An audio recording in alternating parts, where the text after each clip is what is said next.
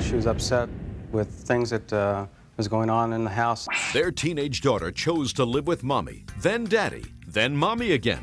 You forgot the fact that the two of you are the grown-ups. She's the child. Now she's suing daddy for a promised graduation ring. Teenagers in this kind of situation always lie. Jessica Thompson is suing her father, Bob Thompson, for refusing to pay for her high school ring. Order, all rise. Quiet in the courtroom, please, all rise. Now, this is case number 384 on the calendar in the matter of Thompson versus Thompson. Parties have been sworn in, Judge. You may be seated. Have a seat, please, ma'am. Excuse me, are you her mother? Yes, ma'am. Could you step up here, please? This is your mom? Yes. That's your dad? Yes. And you are suing your father because you say that he owes you a class ring. Yes. So let me understand this. How long are your parents divorced? I believe since I was 5. And how old are you now? 18. And for most of that time, you lived with your mother. Yes. But there came a time when you left your mother's house Yes. to go and live with your father. How old were you? 17. Why did she leave? We had an argument. Not just one, I assume. Oh, typical mother-daughter, clean your room, do what I ask you to do kind of arguments. But they must have escalated into more than that for her to, I assume, call your father and say, can I come and live with you? Yeah. So? It was that, and I checked into the school out there, and they had a production class that I was looking at. That looked real promising. No. You had it with your mother, right? Yeah. Mm-hmm. And I assume, Miss Mason, that you had at that point had it with your daughter? Yes.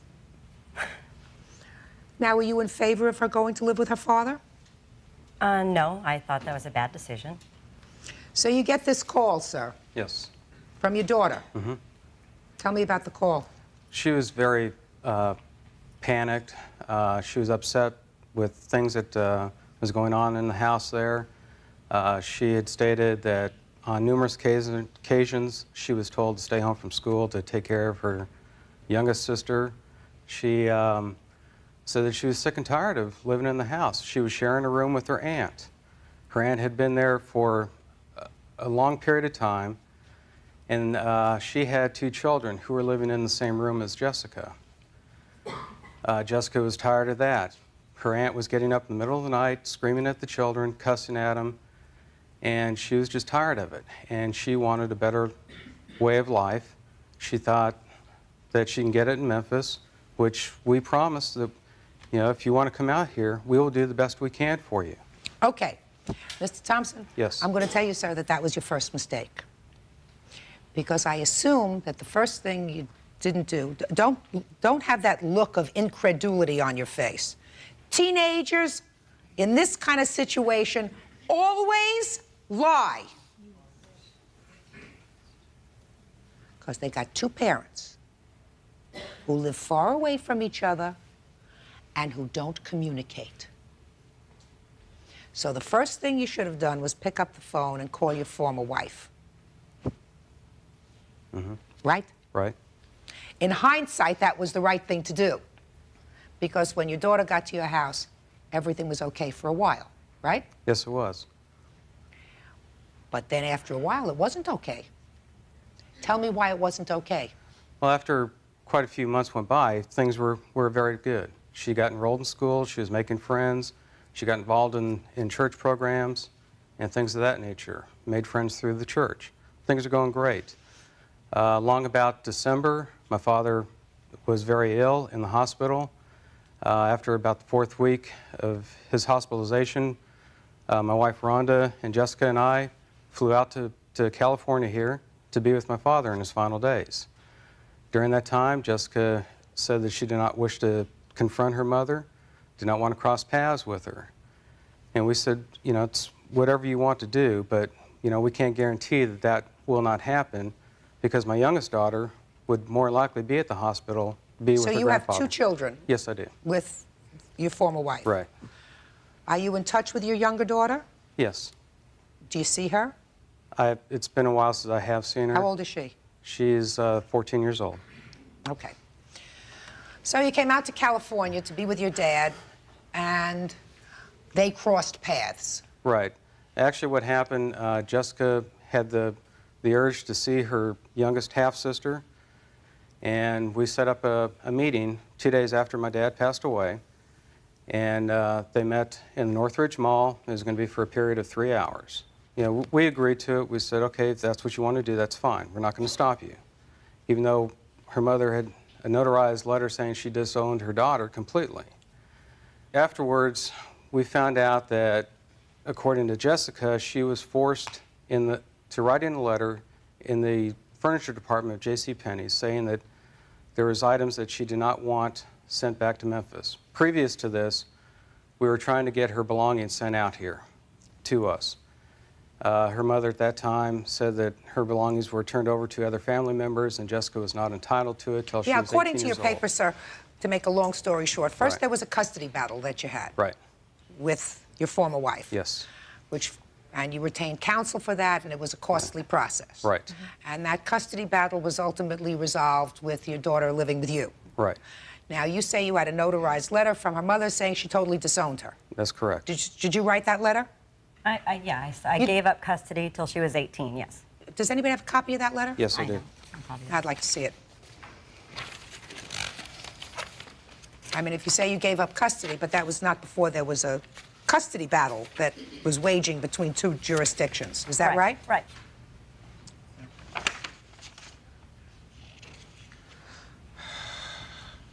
This is from an attorney, and this is a letter from you indicating that you, biological mother of Jessica Ann Thompson, relinquish all my court-appointed rights to Jessica, including physical custody and visitation, until her 18th birthday. Right. So you must have been really angry with her at that point. I was. I was Sure you were. very, very angry. Absolutely. All right. Now, you were so angry that when she wanted her property back, you said no. Is that right? Yes. Okay. Which forced you, sir, Yes. to start litigation to get her property back. At Jessica's request. Okay, so you got a lawyer for that. Right. That cost you money. Exactly. And then she goes to the mall, meets her mom, and then signs, according to you, in the furniture department of JCPenney, a letter saying, I don't want my belongings back. That's correct. And you had already paid your lawyer for that, Yes. et cetera. All right, so things started to get not so good. Right. But this didn't have to do so much with the belongings. You felt as if she was manipulating, Yes. which is what she had been doing from the beginning, Mr. Thompson. Yes. Judge Judy will continue in a moment. You didn't give them back, right? No, I did not. Why? Because you were angry. I was angry. Right, and these were her things. Real cases, real people. Judge Judy. Jessica Thompson moved from her mother's home to her dad's. When she fought with Bob Thompson's new wife, she says he reneged on a promise to buy her her high school ring. During this time, some point, she was going to graduate from high school and needed money for a class ring Yes. and the book and everything else, which is what all this is about. And you gave her how much? We offered $300 to assist to getting the ring and the graduation announcements for the high school in Memphis that she was going to graduate from. But then there was a big brouhaha in your house. Yes. Tell me about it. Okay. Following the initial meeting that she had with her mom, Jessica's attitude started changing. It wasn't a drastic change, but it was noticeable. But we were able to deal with it. In February, she bought the CD from a group. It was a group called Cake. Cake? Yes. What it stands for, I have no idea. But there was a song in there that she apparently thought that was a good song to listen to. Well, in our house, we do not allow music of this nature because of the language that's in there, the 4-letter words, what they imply, the implications that come out of the music. When Jessica bought the CD, the little girl across the street had gone to the record store with her to get it. In our car, we have a CD player. Jessica put the CD in and played that particular song twice on the way home, according to the little girl across the street. Now, the little girl across the street, she's very religious, comes from a religious family and a strong background. So it was pretty offending to her, but she was also told by Jessica not to say anything about it. Anyway, it started out with the CD with this group. Things got bad in your house, Mr. Thompson. Yes. This is leading up to it. Get to it. Okay, I mean, I've had teenage girls. Okay. Well, because of the line that Jessica had told us about the CD and denying the entire incident, we felt it was best to put her on restriction. We told her she cannot do any after-school activities with her friends for a week. She was not allowed to speak on the phone after 8 o'clock at night for a week. And we felt this was reasonable punishment for a week's period. Okay, because she lied to you. Right. Okay. Well, she took very much offense to it. Rules. Rules, exactly. And she broke the rules according to this. Yes. And then there was an explosion in your house That's with correct. your wife. Right. According to what I read here. Tell me about that explosion with your wife. Okay. Jessica... Why don't you step up here? Your name is? Rhonda. You tell me your version of the explosion that happened in the house, Jessica. Well, I had gotten home from school to eat lunch and then go back up to the school because we had the play production rehearsal that night. And I was told by Rhonda that I was grounded, and I was told by my dad that I wasn't. So I was getting two sides of the story. So Rhonda came home early from work, and as I went to leave the house, she stepped in my way and wouldn't let me out the door. She grabbed me both by my arms right here, and she turned me around and she threw me against the wall. And then as I tried to move away, she pushed me back against the corner of the china cabinet. And then she finally sat me down in a chair and put her knee on me and then called my dad. Rhonda, let's hear. After I found out that Jessica wanted to go home, back to LA, I came home to talk to her about it, to find out if that's really what she wanted to do, or was she just wanted to go home because she didn't like the restriction, the rules, that we had set forth. In the course of the conversation, she goes, "I'm not talking to you. I'm leaving." I said, "No, you're not either. You need to stay here and we need to talk about it." And at the time, her dad was still at work, and he knew that I was coming home to talk to her. And when she tried to leave, I did stop her from leaving. I called her dad, and I said, "You need to come home now. We need to talk about this." And that's what I did. How did you stop her? I did put her in a chair, and I said, "You will sit there till I get your dad on the phone, and you can talk to him." We got him on the phone. She talked to him. She even told him, "I'm not staying here. I'm leaving." And he said, "No, you need to stay there till I get home." And she did. She stayed. Mm-hmm. And when he came home, what was the discussion, sir? I was trying to get both sides of the story to figure out what all went on. Jessica did appear to be very unruly. Rhonda said that she was swearing, saying that she was leaving, she was running away, she was going to take the car. It seemed to get way out of hand. Okay, now, so it all got out of hand. Bottom line is, you ultimately canceled the ring. That's correct. And you canceled the ring, why? Because of what went on in the past, and that I did not feel that Jessica deserved the ring for what she went through. When I grew up, I was told whatever I got, I earned it. We all earn what we get in life. Mm-hmm. Okay? I didn't feel Jessica had deserved the ring, particularly from a school that she wasn't going to graduate from. She was fine until the time she found out it was canceled, and she just demanded that we owed her. We have a letter here stating everything that she wanted, that we owe her, and how, as a 17-year-old, it's okay to do whatever she did. It's clearly stated in this letter. She disowned him. She said, "You're not my dad anymore." Judge Judy will continue in a moment. What he gave her was nothing, a parent who wasn't there and a stepmother who was abusive. Real cases, real people. Judge Judy. Jessica Thompson wants her father, Bob Thompson, to pay for her high school ring and to return her possessions. Mr. Thompson, how much did your legal fees cost you? All total, it was close to $3,000. Mm-hmm.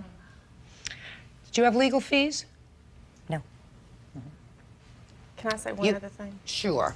in the course of everything that was going on, and she was packing her stuff up and everything, we also found a letter in her room addressed to us from our attorneys from the last court hearing in February that Jessica had gotten out of the mailbox because she didn't want us to know what was in there. Up until the time we went to court in February, she kept saying, I want my stuff, I want my stuff, I want my stuff. And in turn, she has called her mother and said, no, I want to come back home. And it's presented in court, and it's in this letter that she steals out of the mailbox. Mm-hmm.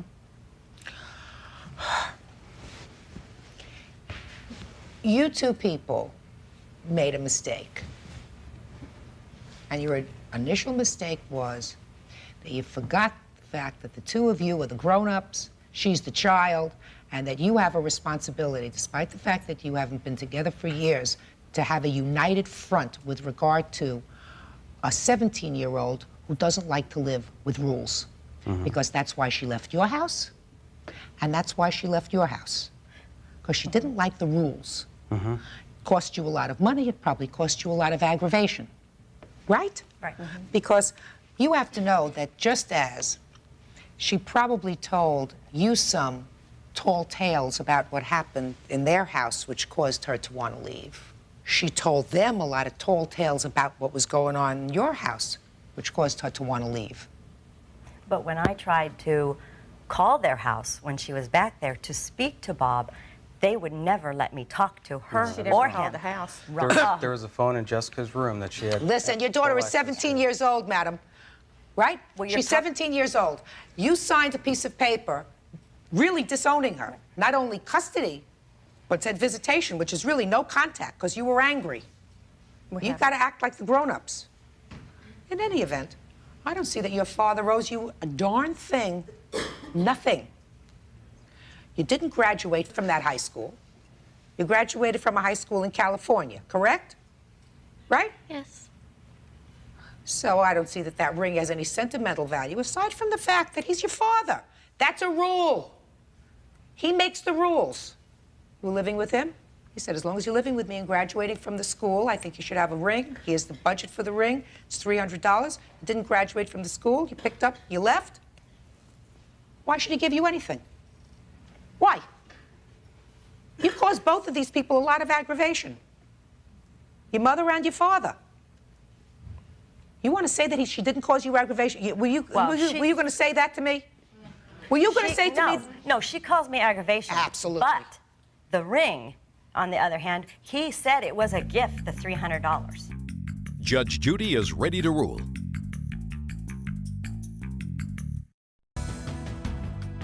You're still not following, madam. Well, he You're didn't still tell me not he following, canceled it. madam. You shouldn't be on her side.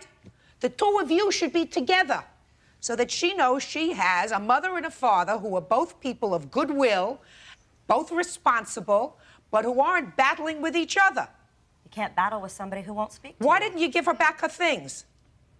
She didn't want them. No, yes, you did. No, she didn't. No, She wanted listen to certain me. items. That's not true. She wanted certain That's items. not That is true. She wanted certain things. Right. But she and made you out a list. and you didn't give them back to her. You didn't give them back, right? No, I did not. Why? Because you were angry. I was angry.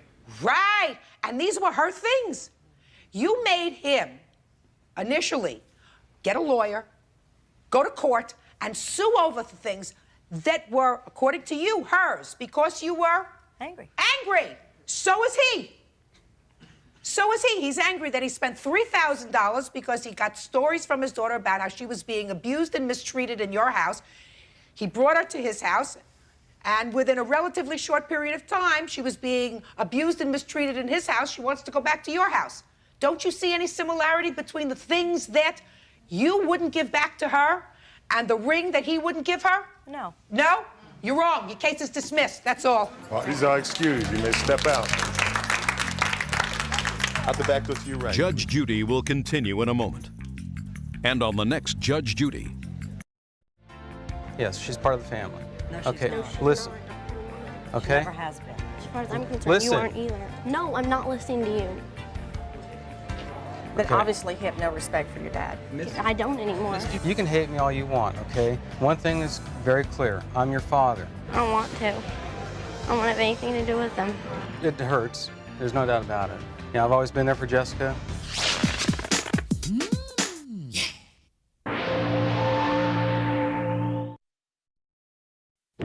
So what did you see when he opened the door? I seen this naked woman standing up, getting her clothes off the floor.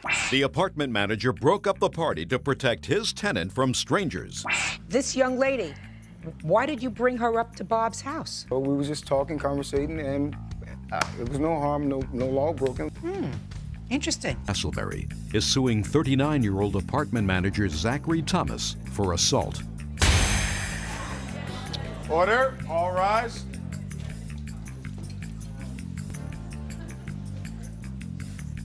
Yeah, it's case number 361 on the calendar in the matter of Castleberry versus Thomas. Parties have been sworn in, Judge. You may be seated. Gentlemen. I'll wait for you, sir. You ready? Yes, ma'am. Good. You are the apartment manager Yes, ma'am. in a complex where the plaintiff lives, correct? No, he doesn't live there. He doesn't, did he live there? No, He was just visiting there. he was just visiting. And you were there visiting a couple that you say you take care of. Yes, occasionally. ma'am. And you claim he assaulted you. That's correct. You want to tell me how that came about? Yes, ma'am. From point A to point Z, I was actually I was visiting Mr. Bob Miller here, and actually I went to the store for him, and I came back. While at the store, I met a young lady, asked me to give her a ride, you know, up the way towards where we live, where actually Bob lived. And Where do you live? I live in Emeryville. I used to live next door to Bob Miller for 11 and a half years before I moved. Okay. So go ahead. Yes, ma'am. And as we, me and this, the young lady I gave a ride, you know, up to where Bob lived, we're sitting out in front of the apartment complex, and we're just sitting there talking. And you know, I acknowledged Zach was on the first level there, and Zach says, I spoke to him. How you doing, Zach? We never had a problem prior to this. So you knew him from before? Yes, ma'am. I've known him since I've lived there. I used to be the manager of the building adjacent to his. And so Zach came to the vehicle and says, "Hey, man, you know, what are you guys doing sitting in front of the apartment complex? Don't you know, people get shot for sitting in front of, the apartment complex." So Zach proceeded up the stairs, and I thought about what he said, and I told the young lady, I said, "Hey, well, let's go up, to Bob's apartment, right?" To Bob's apartment? Yes, ma'am, Mr. Bob Miller. And so we goes into the apartment and sitting down talking, conversating, and 45 minutes later, there was a knock at the door. And so I go and answer the door, and ask who is it? He says, "Zach."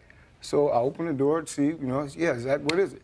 And then he, proceeded to push the door in, forcefully push it. I said, "Man, you can't do this, man. That's not right. You're out of line." And he, pushed me into the partition there, and he grabbed a plant, and he tried to hit me over the head with the plant, but the vase that the plant was in fell, hit the ground, so therefore he was left holding dirt in his hand. And also, he struck me upside the head, and I received damages from that. What kind of damages? I have like a scar tissue under my temple area here. Did you go to the doctor? Yes, ma'am. You have a doctor's Yes, ma'am, I bill, have. report? Yes, I have.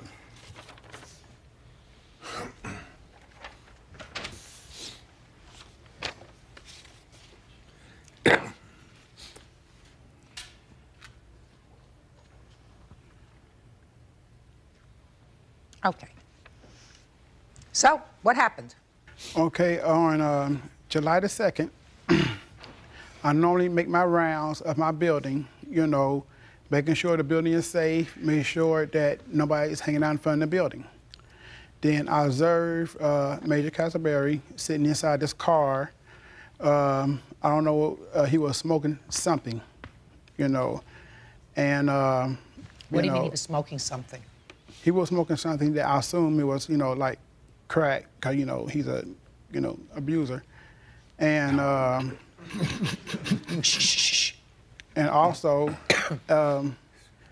when they got out the car, the young lady got out and came to my building, and before she walked up the stairs, she had used the restroom right in front of my stairs. You mean she just just used the restroom in front of my stairs. I mean, she urinated in front of your stairs? Yes, ma'am. She didn't use a restroom because it wasn't a restroom, it was the stairs. Was the stairs, yes, ma'am. And You saw this, sir? Yes, ma'am. And this was around between 3:30 and 4 o'clock a.m. in the morning. Okay, and then when Major Castleberry proceeded up the stairs into the house, I didn't think nothing of it until he just opened up the door and just went in. And then, So you were concerned that you didn't see him knock at the door or that you didn't see Bob let him in. He just opened the door and went in. Right, he just, you know, because he just opens the door and just walks in. I knocks on the door, he cracks the door. Then I observe that when he cracks the door, my concern is with Bob. So what did you see when he opened the door crack, you mean? I seen this naked woman standing up, getting her clothes off the floor. Was that the same woman? The same woman that he was in a car with. Who you saw using your staircase as a bathroom? Right. Okay. And then as she was standing in the middle of the room floor naked, and then I said, I want to talk to Bob. And then he go tell me that you're not gonna talk to no one, and slam the door in my face. So I'm assuming that he just got upset because I disturbed whatever he about to do. When he slammed the door, I talked through the door. I said, I want to talk to Bob to make sure Bob know that you're in the house. Because I don't know if he let the door open for you, or I don't know that you just walked in. Because Bob always had people coming inside his house, drinking with him, and always leaving out with money of his after he passed out of drinking. I said, okay, if you want to open the door, I'll just go call the police, and then so I can see, is Bob okay? So, did you do that? Yes. And then the two couples came out, him and his girlfriend, came out the house, and they start arguing about 4 a.m. in the morning to top of their lungs. Then I was trying to come to them. I said, look, y'all can't be yelling in my building at 4 a.m. in the morning. And where was this taking place, this yelling and screaming? Right outside, because they had stepped outside. Judge Judy continues in a moment. You take her up to the apartment with Bob passed out on the couch. Well, Bob was actually asleep, you know. He was in a deep sleep. Real cases, real people. Judge Judy. Major Castleberry is suing apartment manager Zachary Thomas for assault. Zachary claims Mr. Castleberry was causing problems in his building and was attempting to detain him until the police arrived. This is outside the apartment, so how did he get hit in the head? Okay, then after I went to trying to calm them down, and then the door was already open, so I seen Bob laying down, face down on the couch. So I went to the apartment to see was he okay. Major Castleberry came in and started shoving me, well, tried to shove me out the door. You know, I said, Major, you know, get your hands off me. And then he kept on shoving me, kept on shoving me, kept on shoving me. And then I wouldn't budge. So I detained him against the wall and said, Major, be still until the police come. Then I heard footsteps coming up the stairs or down the stairs. So anyway, I heard footsteps. Then when I turned and looked to see who was that, when I turned back around, he had hit me in, somewhere in the cheek area, you know. Jesus. He had struck me first in the cheek area. And then he struggled trying to get it loose, started trying to get it loose. Then as he kept on trying to get it loose, trying to hit me still, kept on trying to swing, that's when I countered and hit him to calm him down. Then after I hit him, then he come Why did you pin him, sir? Mr. Thomas, I understand what you're saying, and I understand that you felt as if you were protecting the tenant or trying to make sure that the tenant was okay in your building. Right. What I don't understand is, sir, once you saw the tenant in your building, who you know, according to you, drinks, and you saw him, according to you, sort of passed out on the couch, right? No, I didn't know he was passed out. You saw him face down on the couch. Yes, ma'am. That's what you saw. So you knew he was okay. No. Or as okay as he has been other times when you've seen him, if you said, you know, he drinks, right? Right. So why did you try to detain this man? Because he was swinging on me. No, he wasn't swinging on you, sir, until you went into the apartment. When I first came to the apartment, knocked on the door, like I said before, and then he refused to let me speak to my tenant. He doesn't have to let you speak to your tenant, sir. You know that. I mean, I'm not faulting you. I think you were trying to do your job. I don't think that there was anything malicious about your intent. I really don't. Except that because you had certain grounds to believe that the people who were going into that apartment were not wrapped too tight that evening. You know, you have a woman using a staircase as a bathroom. That's a plain lie, Your Honor. Mr. Castleberry, Yes, ma'am. what were you doing out sitting in the car 3:30 in the morning with this lady that you picked up at the store? Obviously, Your Honor. No. Look at my eyes, Mr. Oh, Castleberry. definitely. No Mr. problem. Castleberry, Yes, ma'am. you said you met this lady when Yes, you were ma'am. going out to the store.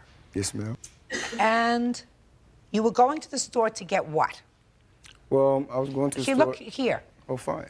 I was going to the store for Bob to get him a bottle of liquor, actually. Right. Yes, ma'am. So you were going to the liquor store, and at the liquor store you met this lady who needed a ride Correct. to where she lived. Basically, no, ma'am. She just actually wanted to ride up the street. She didn't ask me to take her home. She just asked me, you know, basically the conversation went like, you know, can I hang with you, right? I said, well. At the liquor store where you went. No, this You went to the liquor store. this is not a liquor store. This is actually Walgreens, you know. And that's why I met the lady on the way out of the store. And she asked me. So she asked you, the lady who you met coming out of Walgreens said to you, can I hang with you? Yes, ma'am. Mr. Castleberry. Yes, ma'am.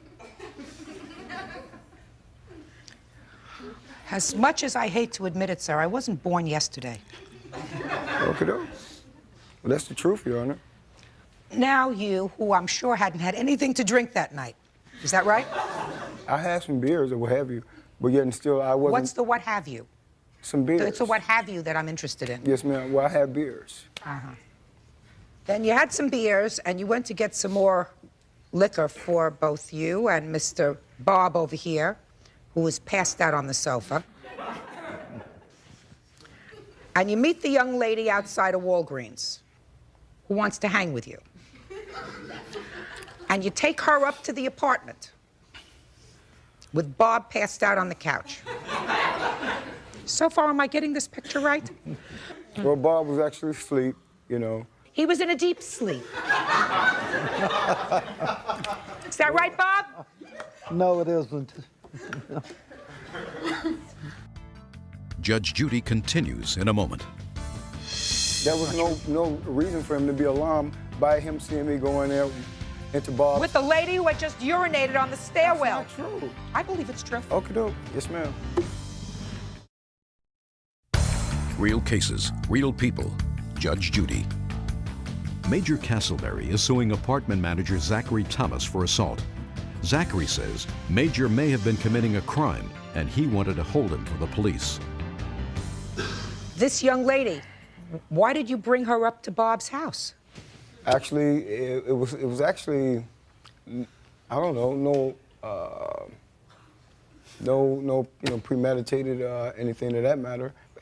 It was no harm, no law broken. You know, I told her, yeah, sure, you can come on, and we just conversating, just talking. And also, Your Honor, it's, you know, people trying to make a mockery out of this situation. Yet and still, what happened to me basically shouldn't have happened at all. You know? I absolutely agree with you, Yes, sir. ma'am. So that's the bottom line. I absolutely agree that it shouldn't have happened to you. Right. He was trying to make sure that his tenant was safe because you have had no prior problems with this man. Never. And Zachary Just a second. You've had no prior problems with this man. Never. But he was concerned for the following reason. He was concerned because you were bringing a woman up to Bob's apartment, a woman who he had seen, and I absolutely believe him when he says that she was urinating in the hallway. Oh, my God. Absolutely believe it. Okay. Okay? Because, quite frankly, sir, I think that you may tell me that you were not intoxicated that evening, but I think that you and Bob had done a little drinking, if that's all you were doing. If that's all you were doing. So that you weren't in complete control of what was going on. Now, he may not have acted 100% appropriately. You understand that, sir? Yes, ma'am. But he says that you hit him first. That's a lie, Your Honor. Well, He says that you hit him first, but then again, he was pinning you against a wall, a partition. A partition wall. A partition. So he put his hands on you, and I don't think he had any right to do that. I don't think he had any right to put his hands on you, because what he came in and saw was two guys who were semi-inebriated, and according to him, with a naked woman in the apartment. Something that I would not necessarily encourage, but which is not a crime. It's not true. Listen, Mr. Castleberry, this whole scenario that evening doesn't sound totally kosher to me. You know what that means? Totally right. Go ahead. Because I don't know what you're bringing some lady that you just met off the street, whether it's at 10 o'clock at night or 3 o'clock in the morning, up to this man's house for. What do you don't know anything about her. You know? You're pretty well sauced, he's pretty well sauced. Everybody's sauced, and you bring a stranger up to the house that can clean him out and go into the bedroom where his 92-year-old mother is sleeping and slit her throat. No. You know, I mean, all that is possible. This is somebody that you didn't know. May I actually say something, Yeah, Your Honor? sure. Thank you very much. Actually, Your Honor, none of this, Zach have known me since 1985. I've never been in jail, never been in no trouble, or nothing of that matter, period. And he know that, hey, there was no reason for him to be alarmed by him seeing me go in there into Bob's. With the lady who had just urinated on the stairwell. That's not true. I believe it's true. Okay, doke. Yes, ma'am. I believe it's true. Okay, doke. Can I say something? Yeah. The reason I put my hands on him, because he put his hands on me first, shoving me out the apartment. You had no business being in the apartment after you saw that he was in the apartment still breathing. Okay. Except that this woman, but the woman, according to you, was outside, right? At the time when this took place, the woman was outside the apartment, correct? Yes, ma'am. All right. I mean, I understand your concern, Mr. Thomas. And there was an arrest there at the same time. A what? The police did arrest the woman. For what? For being intoxicated, wouldn't shut up, and wouldn't listen to reason. The police handcuffed her and took her to jail. Interesting. They took her away in handcuffs? He's lying. No, he's not. All right. Okay, doke. No, he's not. All right. He's not lying. Mr. Castleberry, you Yes, have to ma'am. use better judgment, sir, if you have better judgment, because if this man gives you access to his apartment, you have to exercise better judgment about who you permit into the apartment. Now, you're suing him for $4,000, Mr. Thomas. No way. No way. And I do believe that you did, in fact, hit him before he hit you. I also believe, however, that Mr. Thomas, sir, overreacted in the situation by not leaving the apartment once you saw that he was okay. Yes, ma'am. So, you're both a little bit wrong. Judge Judy continues in a moment. Now, it says here that you had a little bit of a knot on your head, right? Yes, ma'am. That's what it says. That's what it says. So I have some other questions for you. Are you employed, sir? Yes, ma'am, I am. Who do you work for? I'm a government painter. A what? A government painter. So you work full-time for the government or part-time? Full-time. Did you miss any work?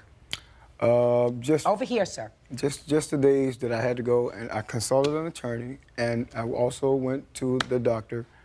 It's not what I'm asking you, sir. After this incident, Yes, not the I days did. you took off to go to see a lawyer, or not the days that you took off after you consulted with the lawyer to go to a doctor.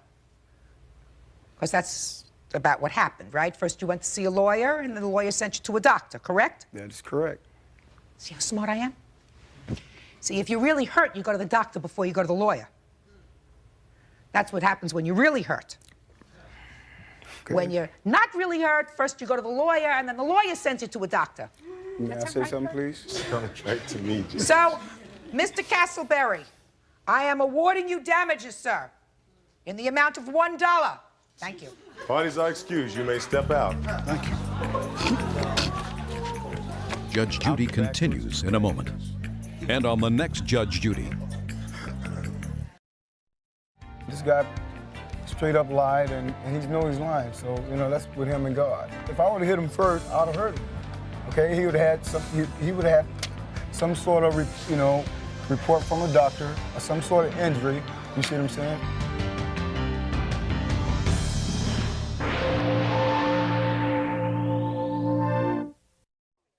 Me and Sean and my boyfriend were living together. The three of you were living in the apartment. Yes. But three became a crowd when money raised its ugly head.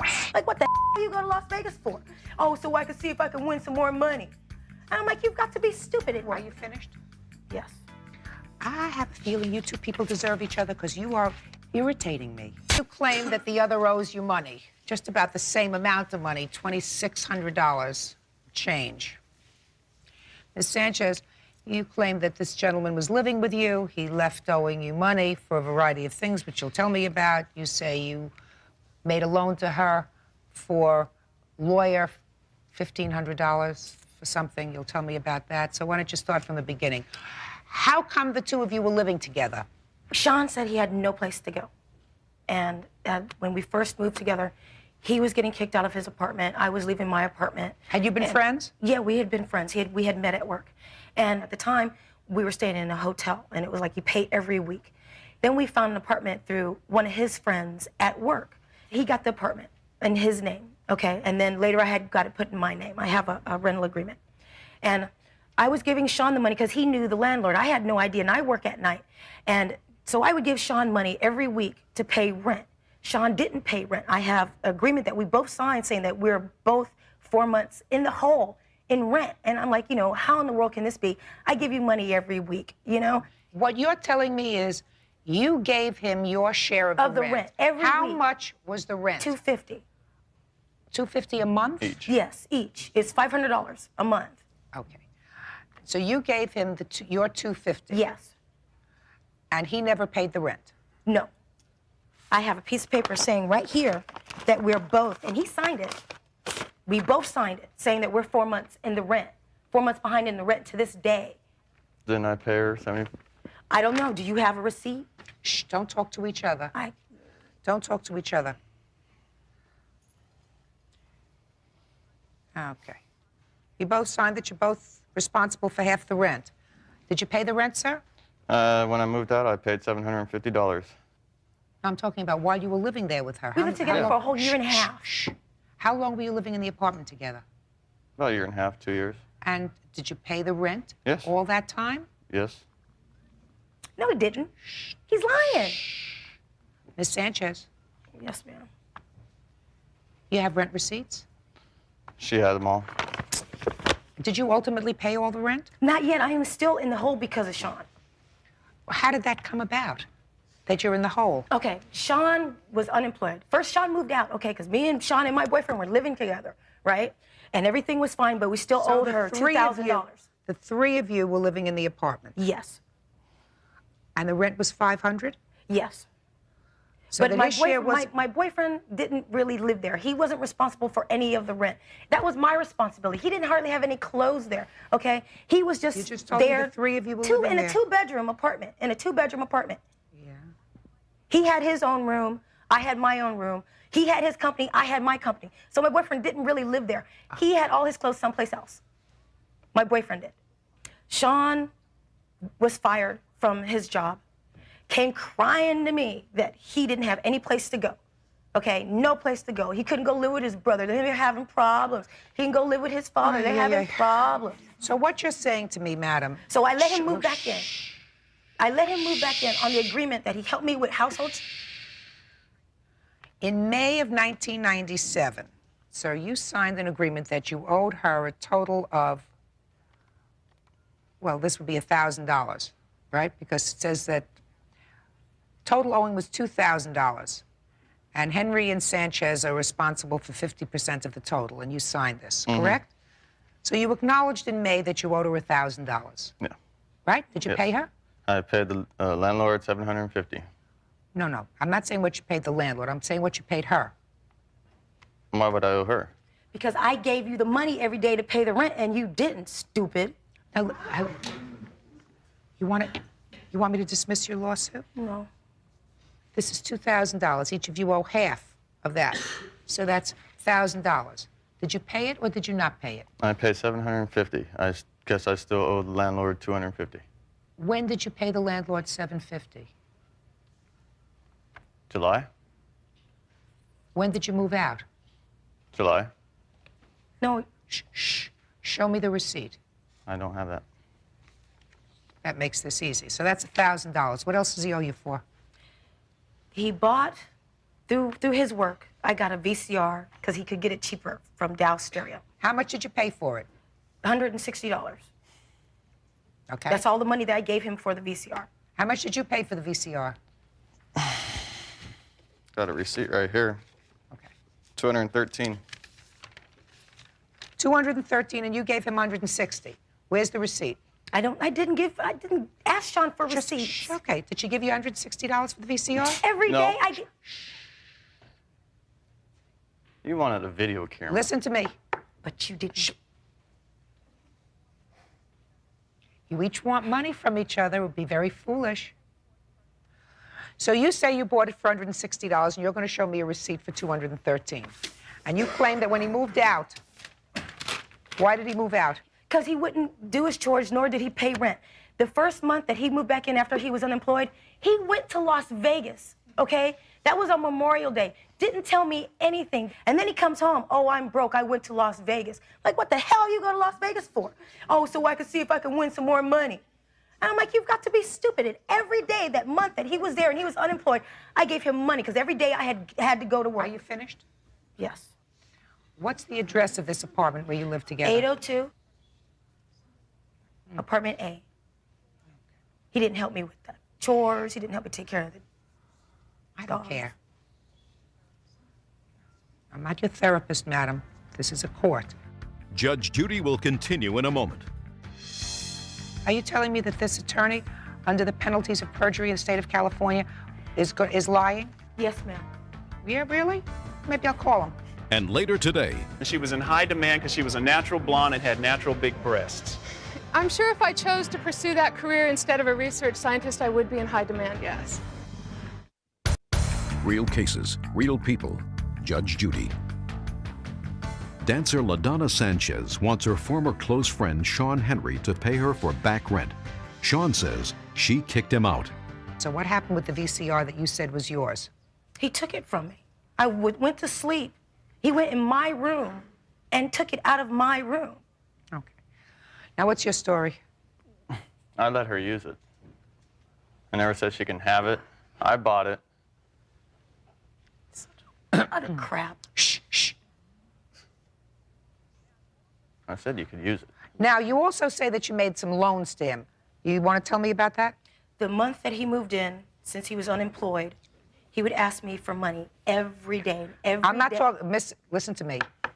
I'm not talking about the $5 and the $10 that you say you gave him because he was unemployed. Did you lend him any large sums of money for which he promised to make payment? Not all at one time. Every day, can I borrow some money? Can I borrow some money? Did you keep a record of that? He was my best friend. Did you keep a record? The answer is no. So you're just guessing about how much money you lent No, him? I'm not. I knew how much money I had saved in my drawer before he had moved in. So how much money did you give him? $350. I don't believe that you can. I did. Every day I gave him $20 or $30 every day because he needed it. So he you- needed did it you for write gas. down- He was supposed to go look for a Did you job. write I down- bought him news. You're not listening to me, Miss Sanchez. I said, did you write down these numbers? I didn't think I had to. Well, then that's a problem. He's supposed to be my best friend. Oh, He was supposed to be my little brother. You're countersuing her for a lot of money too. Let me hear it. Well, one time Not well. Look at me. she got arrested coming back across the border, and she needed a lawyer. So she called me crying, I need a lawyer. So I paid $1,500 for a retainer to try and help her out. When was this? June 26, 96. Does that sound familiar to you? No. You just took out a piece of paper. What is that? This is the piece of paper that was the only thing that I gotten from that lawyer. I saw that lawyer once. I knew it wouldn't do me any good. I cussed Sean out on the phone about what do I need a lawyer for? The lawyer wasn't going to do me any good. Just a second. You went to see a lawyer. No, I didn't. The lawyer came to jail. And I'm like, Shh. Lawyer came to jail. Lawyers don't do anything for free. I didn't ask him for the lawyer. I never asked him for the lawyer. And if I did ask for a lawyer, it wouldn't be from him. It would have been from Rudy, my boyfriend. Listen to me. Where were you when you paid this lawyer? Were you in I was, California? yeah. Does he have a receipt?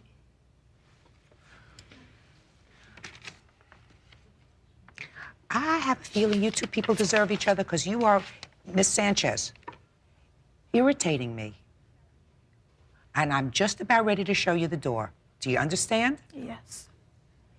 With nothing.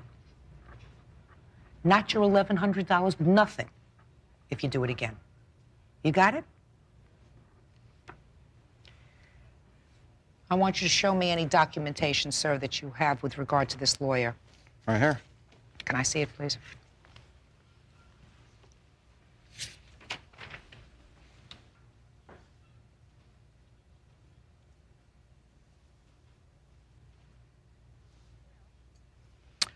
Well, this clearly is a letter from an attorney indicating that he accepted a non-refundable retainer in the amount of $1,500 from the defendant on your behalf on the 26th of June, 1996. That's his ex-girlfriend's boyfriend's father. Why wouldn't he write him that piece of paper? Are you telling me that this attorney, under the penalties of perjury in the state of California, is lying? Are you? Yes, ma'am. Yeah, really? Maybe I'll call him. No, all I'm Maybe I'll call him. You want me to call him? Can you look at this for me Sure. for a minute? I asked you a question. Do you think I have to call him? No. Right. But he was never my attorney. I did not ask Sean to get me a lawyer. How did you find out she had been arrested? She called me from jail. I believe that, Miss Sanchez. I did not ask him. How would he know that you're in jail unless you called him? I did call him from jail. And what did you call him for? To say, how are you? No, we lived together. This happened a long time ago, correct? Did you ever sue her for this money? No. Why? So I cared about her. Good. Excuse me, Your Honor, may I say something? Sure. When the lawyer People thing deserve each came other. about... You're lying, Miss Sanchez. Don't lie to me. I don't like when you lie to me. I did not. Yeah. I'm not lying. Sure you are. Now, was there ever an agreement that you had with her that she would repay this lawyer's fee to you? Well, we had an agreement. Mr. Henry, you don't want to go down that road, sir. I guess you do. You want to tell me about this agreement? Tell me what words we used, Mr. Henry. Well, she said, get me out of here. Whatever it costs. And you said?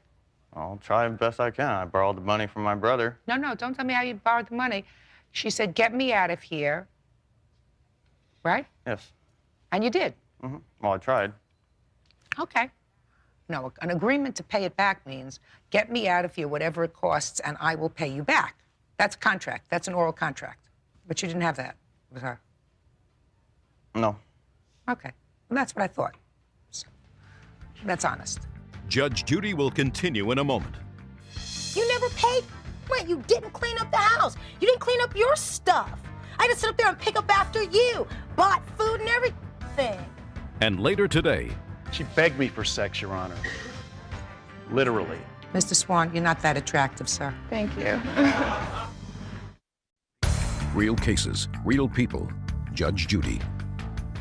Exotic dancer LaDonna Sanchez wants her former close friend Sean Henry to pay her for back rent, loans, and a stolen VCR. A, I can't figure out who owns the VCR. I have a bill here for $213. So She's also caused damage to my truck. Shh. So I can't make a determination with regard to the VCR. I can only make a determination with regard to the contract that you both entered into, indicating that you are indebted to her for the amount of $1,000. Now, you want to tell me about this truck? Yeah, she's damaged it. Well, tell me about that. Well, one time at work, she said she locked the keys in, so she had to break the back window, and I had to pay for that. I paid him back. Shh. And when we were in a fight, I wouldn't let her drive it. She didn't have a license or insurance on it. So what did she do to the truck? She kicked it. Put a nice dent on the driver's side door. Let me see. I got estimates of the damage right here. Looks like there's lots of damage on this truck. Lots of scratches on this truck. From his DUIs. Okay, how about your boyfriend kicking it? Oh, wonderful. You ready? Dismissed! Dismissed! Goodbye. Parties are excused. Step out. I don't understand why it was dismissed. Because I talked? He was supposed to be my best friend. Okay, he dogged me just because I won't be his stupid girlfriend. Sorry. Now it's dismissed because you're stupid. Never see my fucking money again. Make me sick. And now the next case. Parties on Maris versus Swan. Step forward. 32-year-old research scientist Ann Maris is suing her former friend, physical education instructor William Swan, for unpaid credit card bills. Why do women give men credit cards? I think it has something to do with the word convinced. Mr. Swan looked me straight in the eye and told me he loved me, wanted to marry me, that I thought he had morals. Mr. Swan, go ahead. I thought he had morals. How did you meet him? I met him in the produce section of an Asian store, Asian market. And how long did you know him before you put his name on your credit card? 5 months. And had you dated during that 5 months?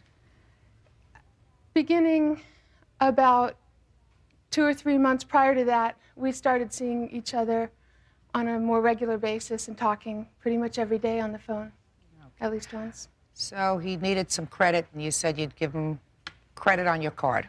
He said one morning, I talked to him from work, and he said he desperately needed a refrigerator, that he was getting skinny, and that his brother wouldn't loan him the money, and that it would be about $500. And I told him I didn't have the money, and I thought we could find one a lot cheaper than that, as I had paid $100 for mine, and that I would be willing to let him put it on a credit card that had no other money on it, so we could be clear. And he had told me he was going to pay it out of his tax return, and he didn't know why his brother wouldn't loan him the money. Okay. To make a long story short, because Mr. Swan is going to tell me what his defense is, he ran up bills on the credit card totaling $1,500. Yes. Is that correct? Yes. And he does not dispute that. No. Is that right, sir? That's correct. But this is your defense, that you had an agreement with her. And your agreement was that as long as you maintained the payments on the credit card, that she would keep it open. Absolutely. But that there came a point when you took out a significant amount of money. How much, $1,100? Yeah. And that after you took out that amount of money, she closed the credit card down. Yes. So your defense is that she breached the agreement Yes. by canceling the credit card, and therefore you do not owe her this money. That's what your defense is. Something to that effect. Judge Judy is ready to rule. Well, why don't you tell me what I got wrong?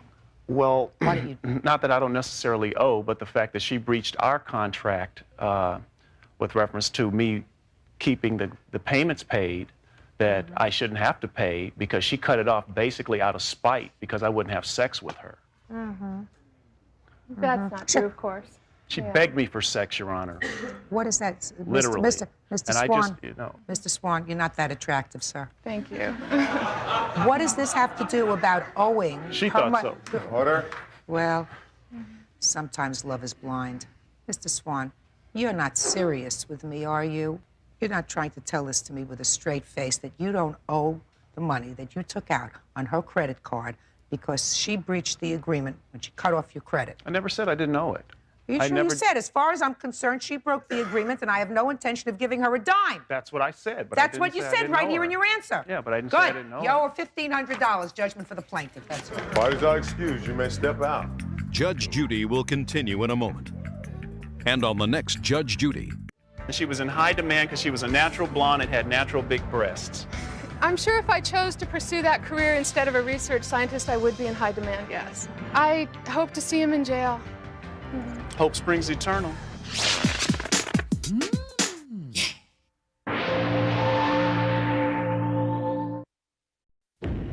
outside and you saw No car. So you Called the cops.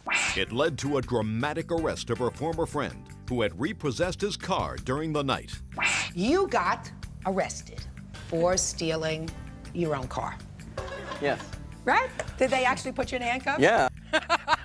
Restaurant manager Guy Gatewood is suing 29-year-old photographer Nicole Boughton. May be seated. Have a All seat, right. gentlemen. Let's see if I can unravel this rather complicated complaint. Mr. Gatewood, you and Miss Boughton were friends in 1995. Yes. And in that year, you sold her a used car. Yes. How much did you sell her the car for? A sum of $2,000.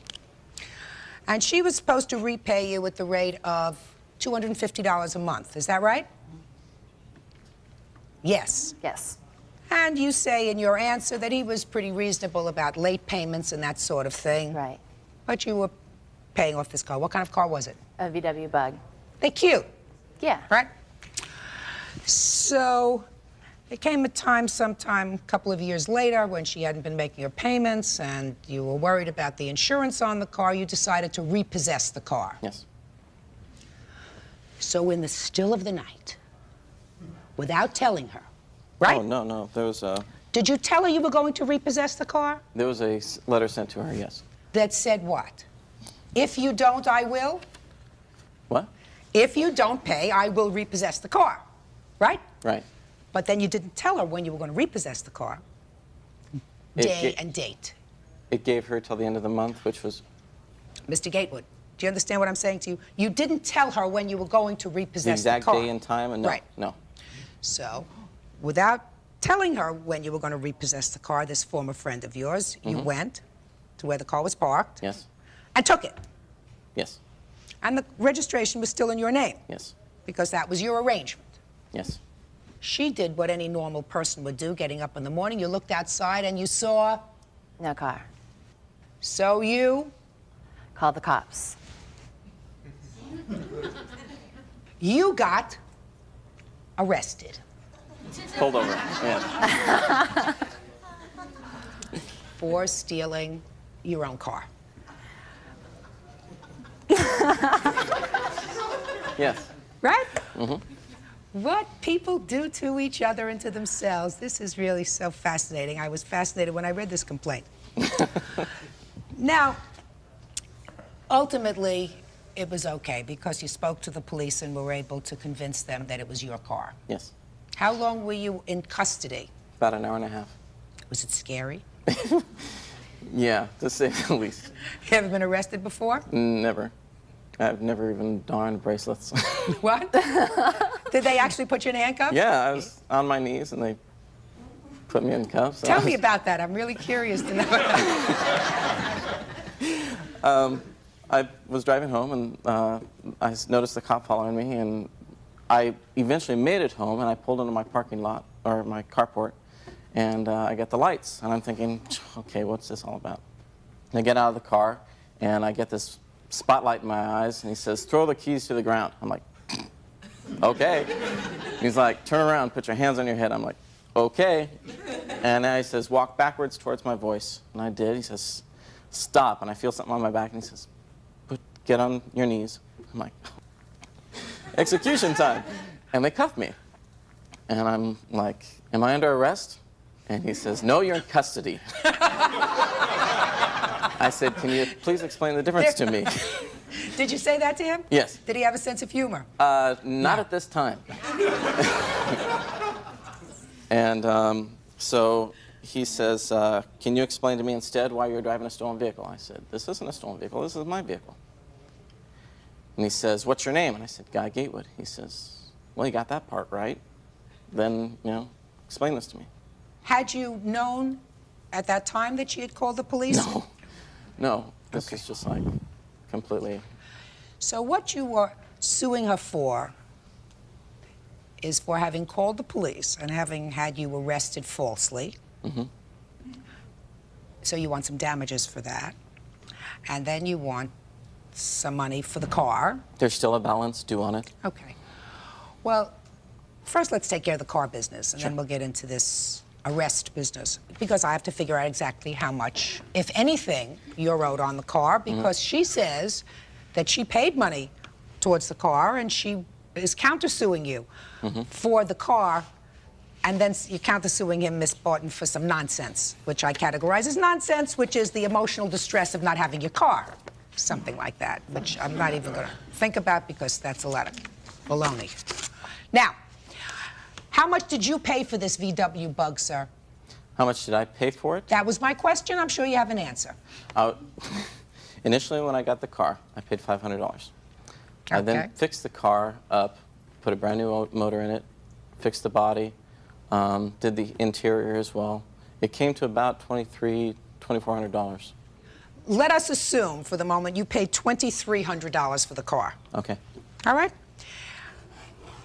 How many payments did you make on this car? I had about 2 more payments left. I owed him about $600 more on the car. How many payments did she make on the car? She made 4 payments on the car. She only owed $425 on the car. So she paid you, in total, how much? $1,575. Okay. And how much money did you sell the car for, sir? Because your complaint says that you sold the car after you repossessed it. I've resold the Volkswagen for $200. Why? For the condition that it was in when I got it back, it wasn't worth much more than that. Judge Judy will continue in a moment. The idea that he came at night and took it was a total passive-aggressive, miserable move that is typical of Guy Gatewood. Real cases, real people. Judge Judy.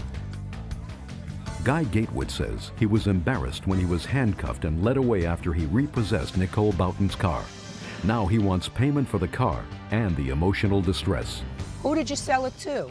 A neighbor downstairs for his wife so she could go back and forth to work. Let me see the bill of sale. What year Volkswagen was this? It's a 71 Super Beetle.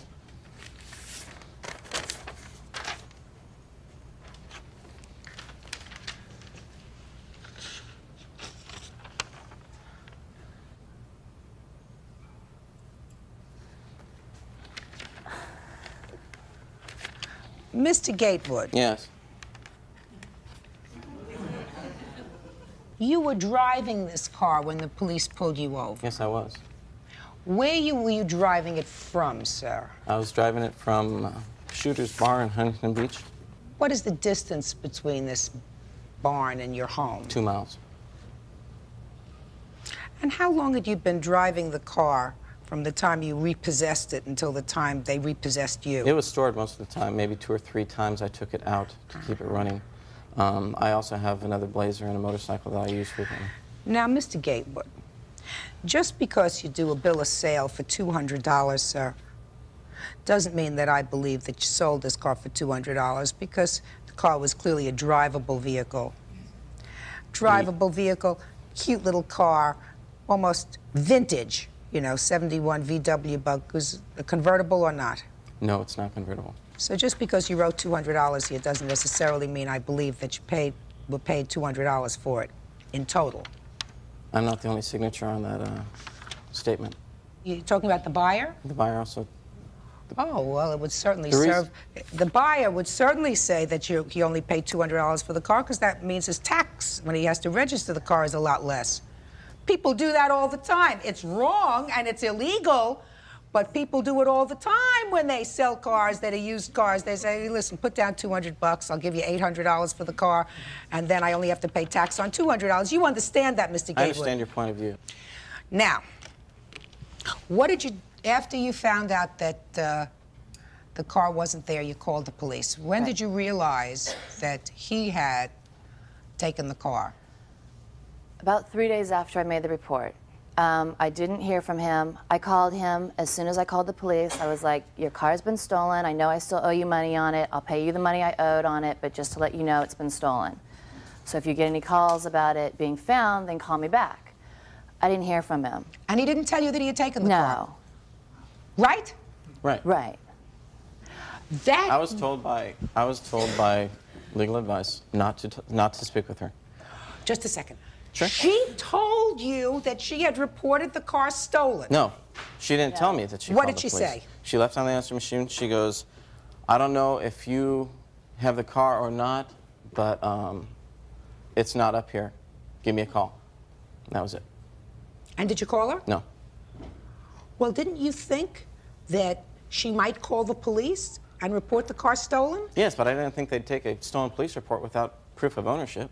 Well, then, that's your problem, Mr. Gatewood, so I'm dismissing that part of your complaint for having you arrested, because it seems to me she did the right thing by calling you immediately, and if you wanted to be smart, you could have had a friend or someone else call her and say, he doesn't want to speak to you personally, he has the car.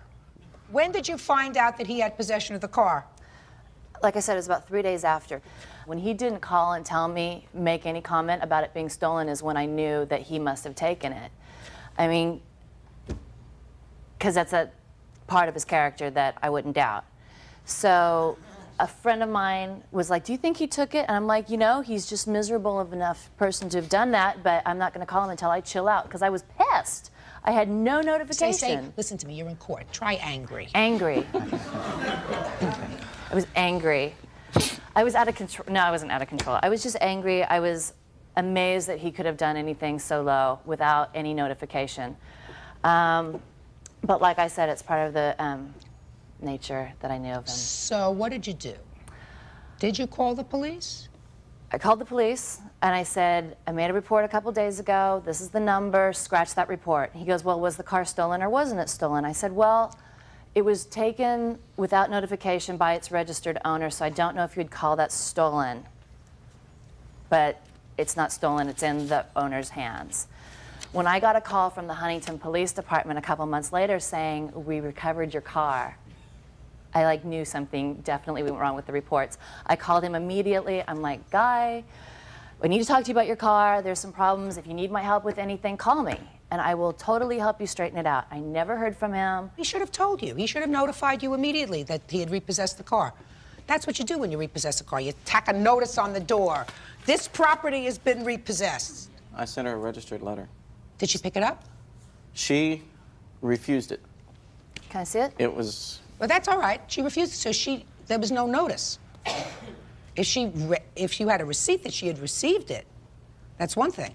Why didn't you just leave a message on her machine that you had the car, sir? Because I couldn't prove that she would acknowledge the fact that she received any information from me. You could have done both.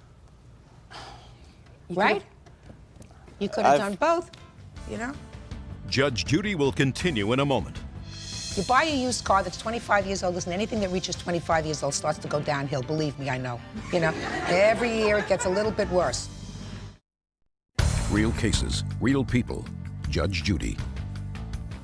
Guy Gatewood says Nicole Boughton owes him for a car and a false arrest. Nicole says Guy owes her for payments and repairs she made on the car. In any event, Mr. Gatewood, I'm really sort of surprised that you repossessed the car anyway, since she owed you just a couple of $100s on the car. I waited 9 months, 3 of which she lived with me, to receive any form of further payment towards it, and there was nothing coming in. I sent her a letter saying, you know... What do you mean she lived with you? She lived with you as boyfriend and girlfriend, no, or she lived with you as a tenant? She was a tenant in one of my... I had a spare bedroom. She rented it out. And while she was living with you, she was driving this car, and she and she did not make any payments. No. But then she moved out. But she paid you almost everything that was owed on the car. 75% of the thing, yes. How long did you have the car? I don't know, about a year and a half, year? 2 years, almost. Yeah.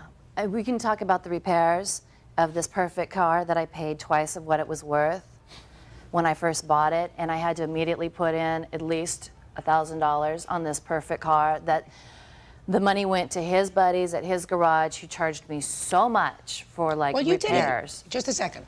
Nobody forced you to go to his garage, right? Well, I thought they would. Spartan, nobody forced you to go to his garage. You're right. And when you buy a used car that's 25 years old.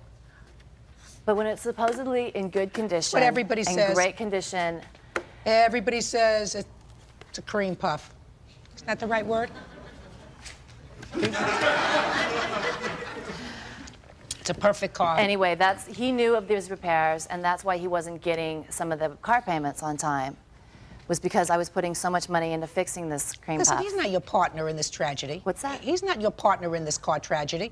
You buy a used car that's 25 years old. Listen, anything that reaches 25 years old starts to go downhill. Believe me, I know. You know, every year it gets a little bit worse, right? Cars are no different from people. So you buy a 25-year-old car, you be prepared, even if the owner of the car says it's in great shape, to pay whatever it is. If you get disgusted paying for the repairs, then you sell it. But you don't charge it off. Because a bank wouldn't understand if you went to a bank and you say, well, I had to pay repairs for the car, and I had to pay my phone bill, and I had to pay this, and I had to pay that, so I can't pay you this month. They wouldn't have tolerated it. But I have a problem, because you two clearly knew each other. You were friends. You knew each other for a long time. She lived in your house. And Mr. Gatewood, I don't understand why you treated this in nothing more than what apparently is an arm's-length transaction by going and repossessing the car, not notifying her immediately. Not notifying her immediately. Even if you send her a registered letter, that takes a couple of days to get there. Any normal person coming out of their house, not seeing their car, would call the police. Then you are at risk, sir. So you caused that problem yourself by repossessing the car without advising her that you were going to do it, or at least repossessing the car at midnight, tacking a notice on her door, I have in fact repossessed the car. If you have any problem with that, I'll see you in court. Whatever it is. But you didn't do that. So if you got arrested, that's your problem. So that part of your lawsuit is dismissed. And the only thing that I have to try to figure out is who owes who money for this car. Judge Judy is ready to rule.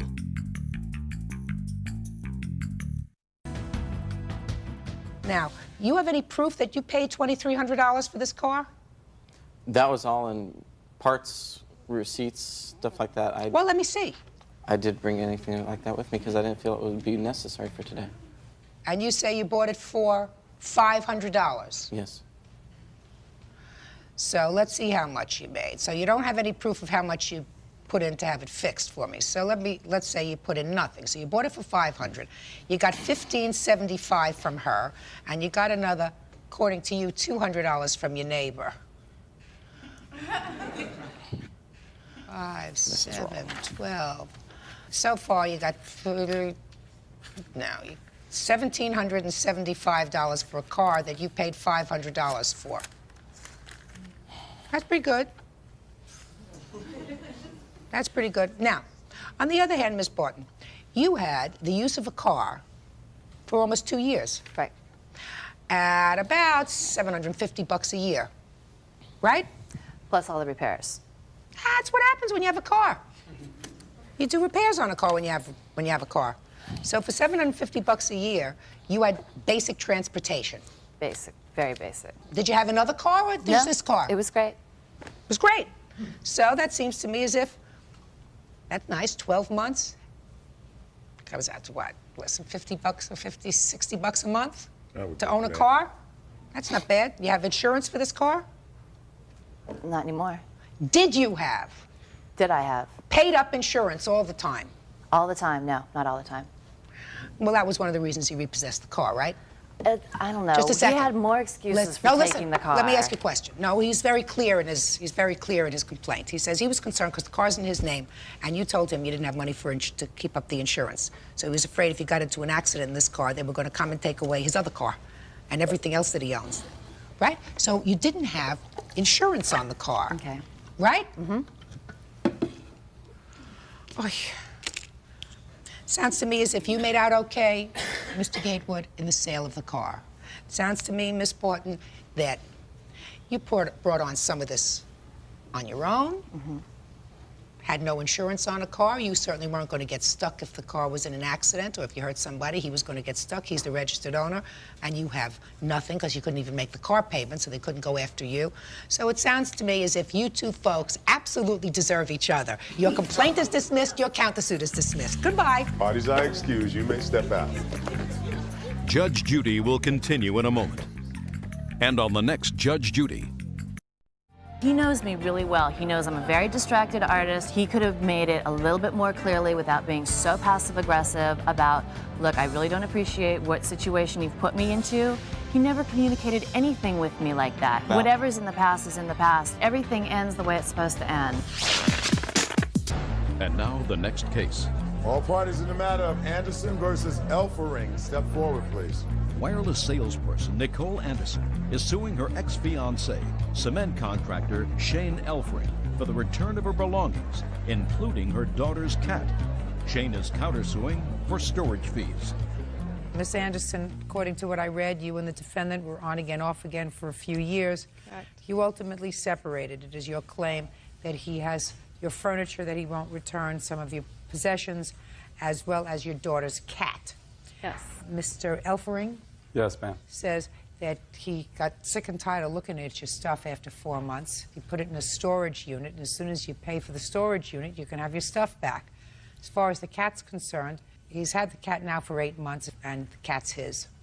Thank you, Your Honor. Well, that's what your position. I haven't... This is my I'm position. just stating your position, Mr. Elfring. So, just tell me, Miss Anderson, when did you and the defendant separate? We separated in February of this year, 2003. Fine. And when did you put her stuff in storage? June 16th or 17th. And how much have you paid so far in storage? $129.95 a month. So once she pays the $260, she can have her stuff. Well, Your Honor, she lived with me for free for like 4 months before that, and So what? you know she would So never what? pay a dime. But you know, I'll let it walk. I'll let it go. I don't care. I'm trying to get my That's things. just a second. He's being a real mensch.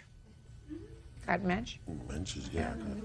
Real nice person, a real nice guy. $260 you pay for the storage. You want your stuff back? That's what it's going to cost you. But I've tried to get it 3 separate occasions. I called him. The first time he told me that he didn't have time to do this. The second time I went over there, I had 3 people helping me. He said he didn't want my goons in his house. He said, well, maybe Do this you want guy... your stuff back? I do, and I've tried 3 times to get it back. That's fine. It's in storage. $260 is what it's But going why to should cost. I have to pay to get when I've already tried to do it before he put it in storage? How long were you in alcohol rehab? I was there for 1 month. I've been trying to get my stuff before I went in there. Listen to me. $260 is what it's going to cost you. Now let's get to the cat. Yes. I like to keep the cat because she abandoned the cat along with her things. Where's your daughter? With me. How old is she? 8 years old. And when you left, why didn't you take the cat? When I left, I didn't take the cat because the girlfriend that I was staying with had an animal as well, and they didn't get along. How long did you stay with that girlfriend? 3 months. And then I went to Hazelden, a treatment facility. Now, when did you get the cat? I got the cat in July of 2002. My daughter was given the cat. Buy her a new one. I'm sorry? Buy her a new one. Animals develop certain attachments. And just because now you find it convenient to take this cat back doesn't mean you're going to get it back. I find that you abandoned it when you left and went to your girlfriend's apartment, a place where you were unable to take that cat. Choose someplace else to stay. But since you couldn't take the cat and you abandoned it with him, you don't turn around 6 months or 8 months later and say, I want my daughter's cat back. Buy your daughter a new kitten. Give him $260, you get your furniture back. The cat belongs to you, sir. Thank you very much. This case is over. Parties are excused. You may step out. Judy put it better than I could. I think it's ridiculous. I've been trying to get this stuff for months, She made some half-hearted attempts to come and get it. and he finally decides to put it in storage, so now I have to pay him to get it. She made appointments with me that she never showed up for. You know, I can only take so much.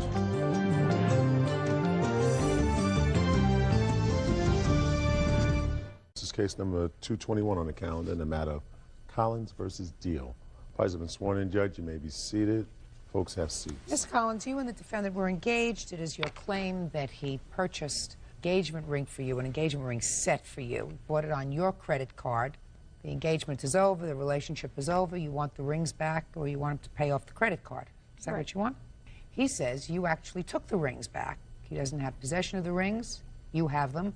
And he is counterclaiming for some medical bills that he says he paid for you. There was an agreement that you would pay him back, and you never did. Is that right, sir? That's right. Who's got the rings? I do not have the rings with me. But you have them at home. No, I do not have the rings at all. Did you take the rings back from his house? No, I did not. He has the rings. I'm making payments on the rings. Supposedly, I took the rings. I did not take the rings. Let's start so we don't have to go back to the year of the flood. You're engaged, you're happy, you're together, buys the rings using her store credit. And then you break up. On what date did you break up? I'd say the end of August. And who had the rings at that time? I did. I was making payments. The agreement was if I had the rings, I was going to pay for them. So she gave you back the ring? Yes. Right? Right. Now tell me about how the rings came from your possession to her possession. Okay, first of all, she was wearing some of the rings that she took from my house. July 15th through the 17th, she had a fight with her boyfriend. She thought they were breaking up or something like that, so she came over after work, and we started talking. One thing led to another, we had sex. I went to the kitchen to get some water. She ran down the hall, locked herself in my room. She knew exactly where the rings were. When I went there, the door was locked. I had to go in the other room, get my spare key to get it out.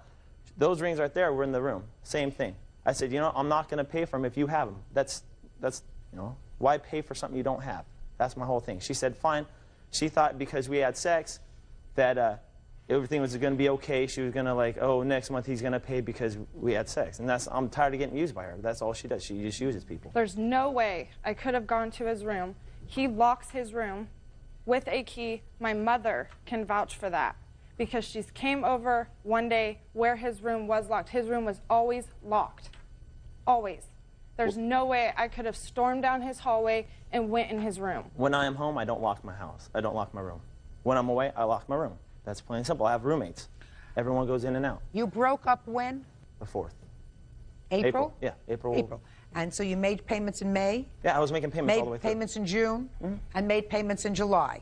That is correct. And in July 15th to 17th, I gather there's no issue that you were at his house. I was not at his house, and I did not sleep with him. I have not been at his house for probably close to 4 months. Do you have any witnesses? Yes, I have my mother. She can testify about the rings with the conversation she had with him. Oh, let me hear what you have to say about the rings. What's your last name, Collins? Jared. Tell me the conversation you had with the defendant about the rings. After they had broke up and after they're purchasing the rings, Melissa would talk to Chuck every month to make sure that he was going to make the payment because it was her credit. And he said yes. Well, in June, they weren't getting along very well, and she had told Chuck that she would like to have her rings back because she's tired of dealing with him every month and having to call to see if he's going to make the payments because it's her responsibility. And she said, if you don't give me my rings back, I'm just going to go to court because it's my account and I'm responsible for the loan. Chuck called me on my cell phone in June on my way to work, left me a message, a very lengthy message that Melissa called him, said that she wanted her rings back. He didn't understand why I'm making the payments. She said she's threatened to take me to court. I don't understand why I'm making the payments. And then that was when the next day she had called me and said that Chuck had called her and said yes, but he, of course, at that point said that she had stole the rings. But then he made the payments in July and August. So what you're saying is they broke up in April, but sometime in June, she said, I want the rings back. Right. Yes, ma'am. Even though he was making the payments, she said, I want the rings back. Yes, ma'am. Perfect. She took them. Sit down. I Your did claim not is take dismissed. them. Now I'm going to your counterclaim. You want to tell me about this surgery that you're talking about? I like to go to Tahoe about every month. I took her to go to Tahoe, and on the way back we saw a sign for surgery, I guess. She said she wanted to get them done. I said, okay, that's fine. I was all, will you pay me back? She said, yes, I will. The only way that she could get them done is if I had to trick her mom and say it was a gift. That's the only way, because her mom would not have let her done it. Never. Shh. So we're on the way, we get there, and she goes, I swear I'll pay you back $100 a month. I say, okay, that's fine. Every month she... When was this? September 13th, 2001. Okay.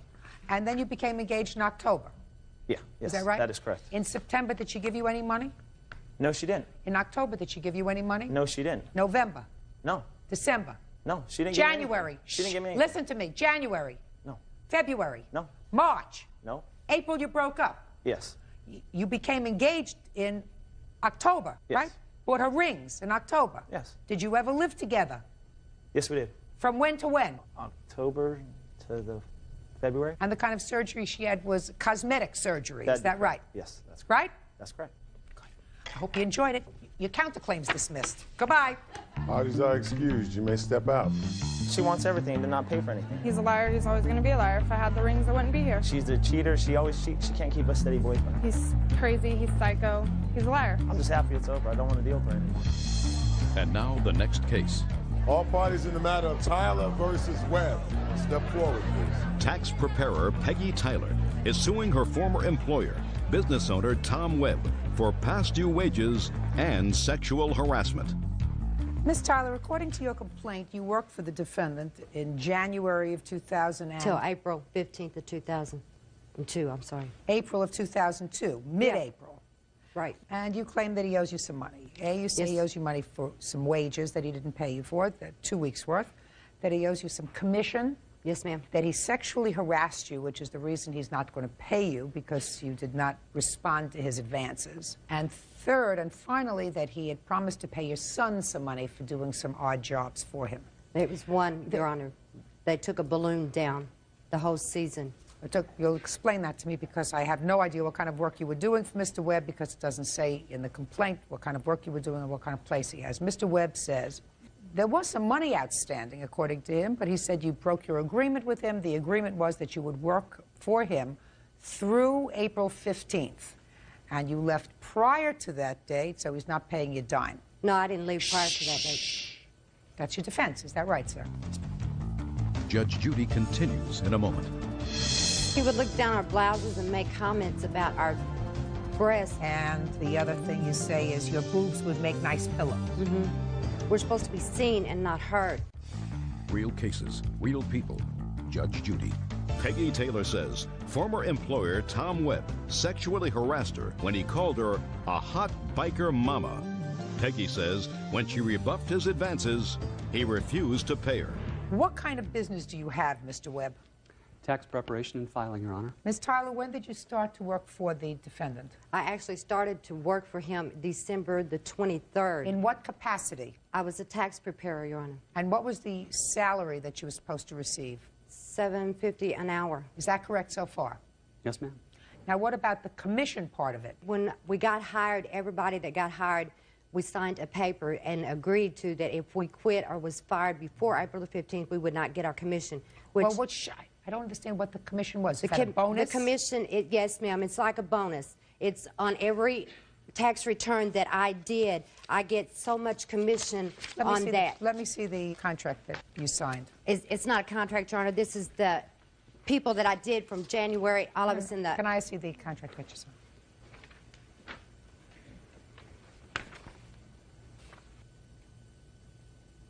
Okay.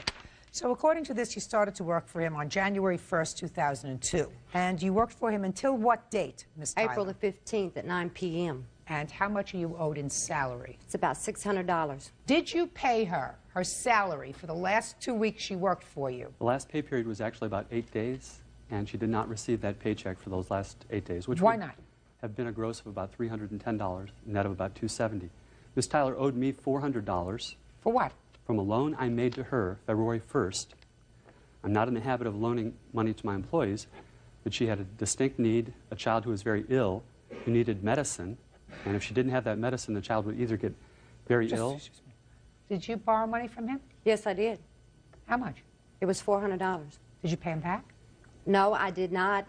At the end of the tax season, when we went to the party, I had $200 in cash, Your Honor, and tried to give him that and ask him to bring the checks up there, and I was going to sign my other check over to him, which would have been well over the $400, but he did not want that. He asked me and my son to leave the commission party. Just a second. When do you claim she left your employ, sir? The last day that we have on record that she worked was April 13th. I have the daily time records from the last 2 days of the year, the 14th and 15th, and she did not work on those. Let me see. On the 15th, when I worked, Your Honor, Charlie is the one I called to the home office and asked him to clock me in. Well, was that your general practice? To have Yes, somebody ma'am. else clock you in? Yeah, we would either clock in on the computer and then we would call the home office and tell them what time we were in. And I worked from 9 a.m. or 9:30 that morning until 9 p.m. that night. That's when I turned my key over to B.J. Wade. What key are you talking about? To the office. All the employees had keys because on Sundays I worked by myself and I had to open the office. Well, B.J., that's you. B.J. Wade, is that you? Yes. Step up, please. You were in the office on that day, is that right? Yes. On the 14th? Yes. Was the plaintiff there on that day? Yes, she was. Are you still working there? No, I'm not. How long did you work there? The whole tax season. Did you get January paid? till April 15th. Did you get paid? Yes. You know a Michelle? Yes. Was Michelle there on the 14th? No. Yes, she was. Time in 5, time out 9. She was there. Real cases, real people. Judge Judy. Peggy Tyler says former boss Tom Webb refuses to pay her because she refused his sexual advances.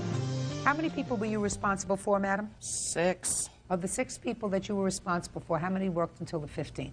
All of them but one. Who was that? Nancy. So then the 5 people that you were responsible for get their commissions? Yes. Could you explain to me why she did not? Because she owed the money, which she did agree to pay that back at the commission party, and he would not do it the way that she offered to do it. Okay. Have a seat. Now, Ms. Tyler, let's address this theory that you have that the reason he's not paying you, according to your complaint, is that you did not respond to his sexual advances. You want to tell me about that? He would look down our blouses and make comments about our breasts. Tell me not our. Tell me what he said to you. He called me a hot mama biker because Okay, stop. When did he call you a hot mama biker? It was in February. Okay. Now, after February, and was the other comment that he made to you something about your breasts made at approximately the same time? It was after that. In what month? Around the end of February, maybe the first week in March. So that both remarks were made to you, being a hot biker mama, and the other thing you say is your boobs would make nice pillows. Mm-hmm. You attribute that to the defendant. Were made to you either in February or at the latest the first week in March. Is that right? Is that right? Yes. And you got paid the entire month of February. Is that correct? Yes, I did. And you got paid the entire month of March. Is that correct? Yes, I did. And when did you ask for this loan? I believe it was around the end of February. So none of the comments that he made to you so appalled you that you would be reluctant to ask him for a loan. Is that right? Right. So why let us assume that it's true for the moment, which I don't necessarily believe, sir. I want you to understand that. Why would you say that he was withholding your money because of this sexual harassment?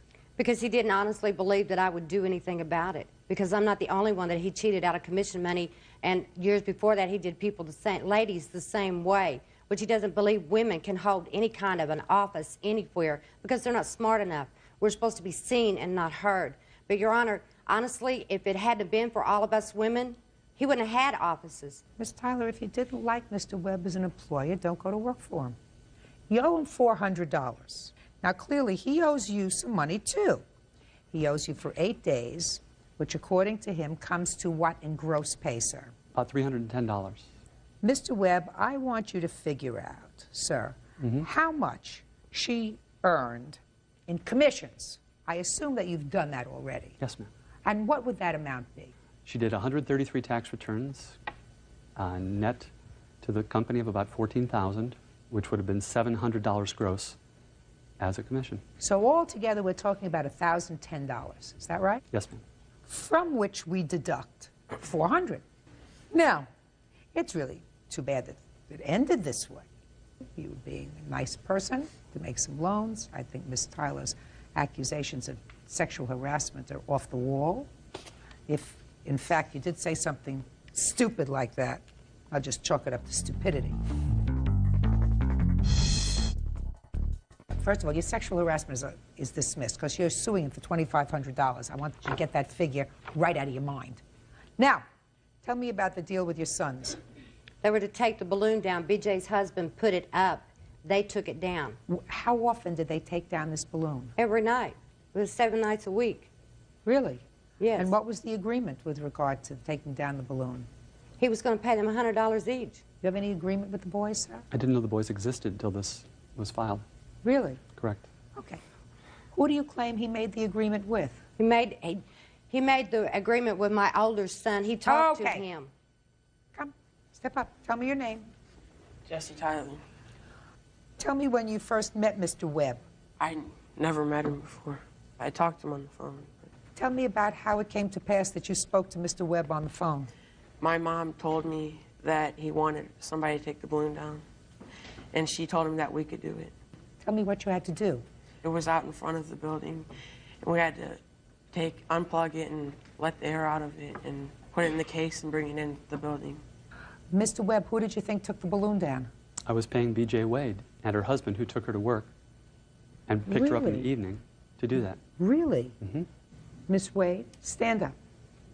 Yes. Were you supposed to put the balloon out and take it up? You were the office manager. My husband put it up every morning at 9 Were you o'clock. supposed to take it down? No. How much was he paid? It was like $8 extra on my check a week to take it down. And I don't have the stubs with me. I didn't bring them. Interesting. How did you know that it was this gentleman that you spoke to on the phone? She told me, my mom told me.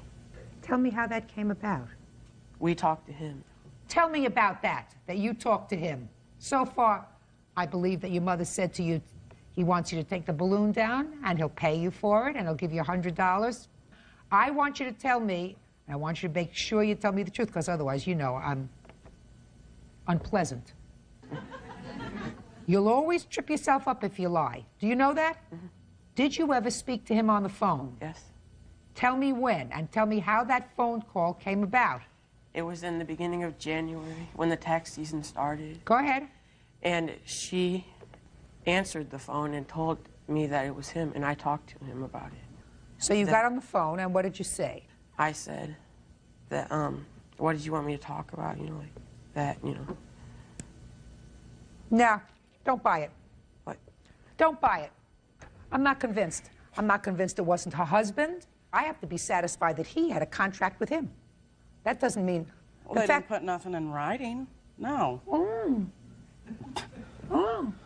Can't hire a 10-year-old. Did your husband also pick you up from work? Yes, but yes, he did. I did not work till Okay, closing. judgment for the plaintiff in the amount of $610, and that is for the wages and the commission that I believe you owe her, sir. Do you understand? Yes, I do. No sexual harassment and no balloon. That's all. Parties are excused. You may step out. You got lucky. He knows he owes my boys. He knows BJ's husband put the balloon up, but he also knows my boys took it down every night. She wanted something that she felt was due to her that I was quite sure was not due to her. They're just kids. They're supposed to trust and believe in grown-ups' word, and this is what happened. 8 years I've been doing this. This is the first time anybody's ever accused me of anything. He's pushed women around his whole life, does his wife, and still does women, and that's why he's never going to get anywhere.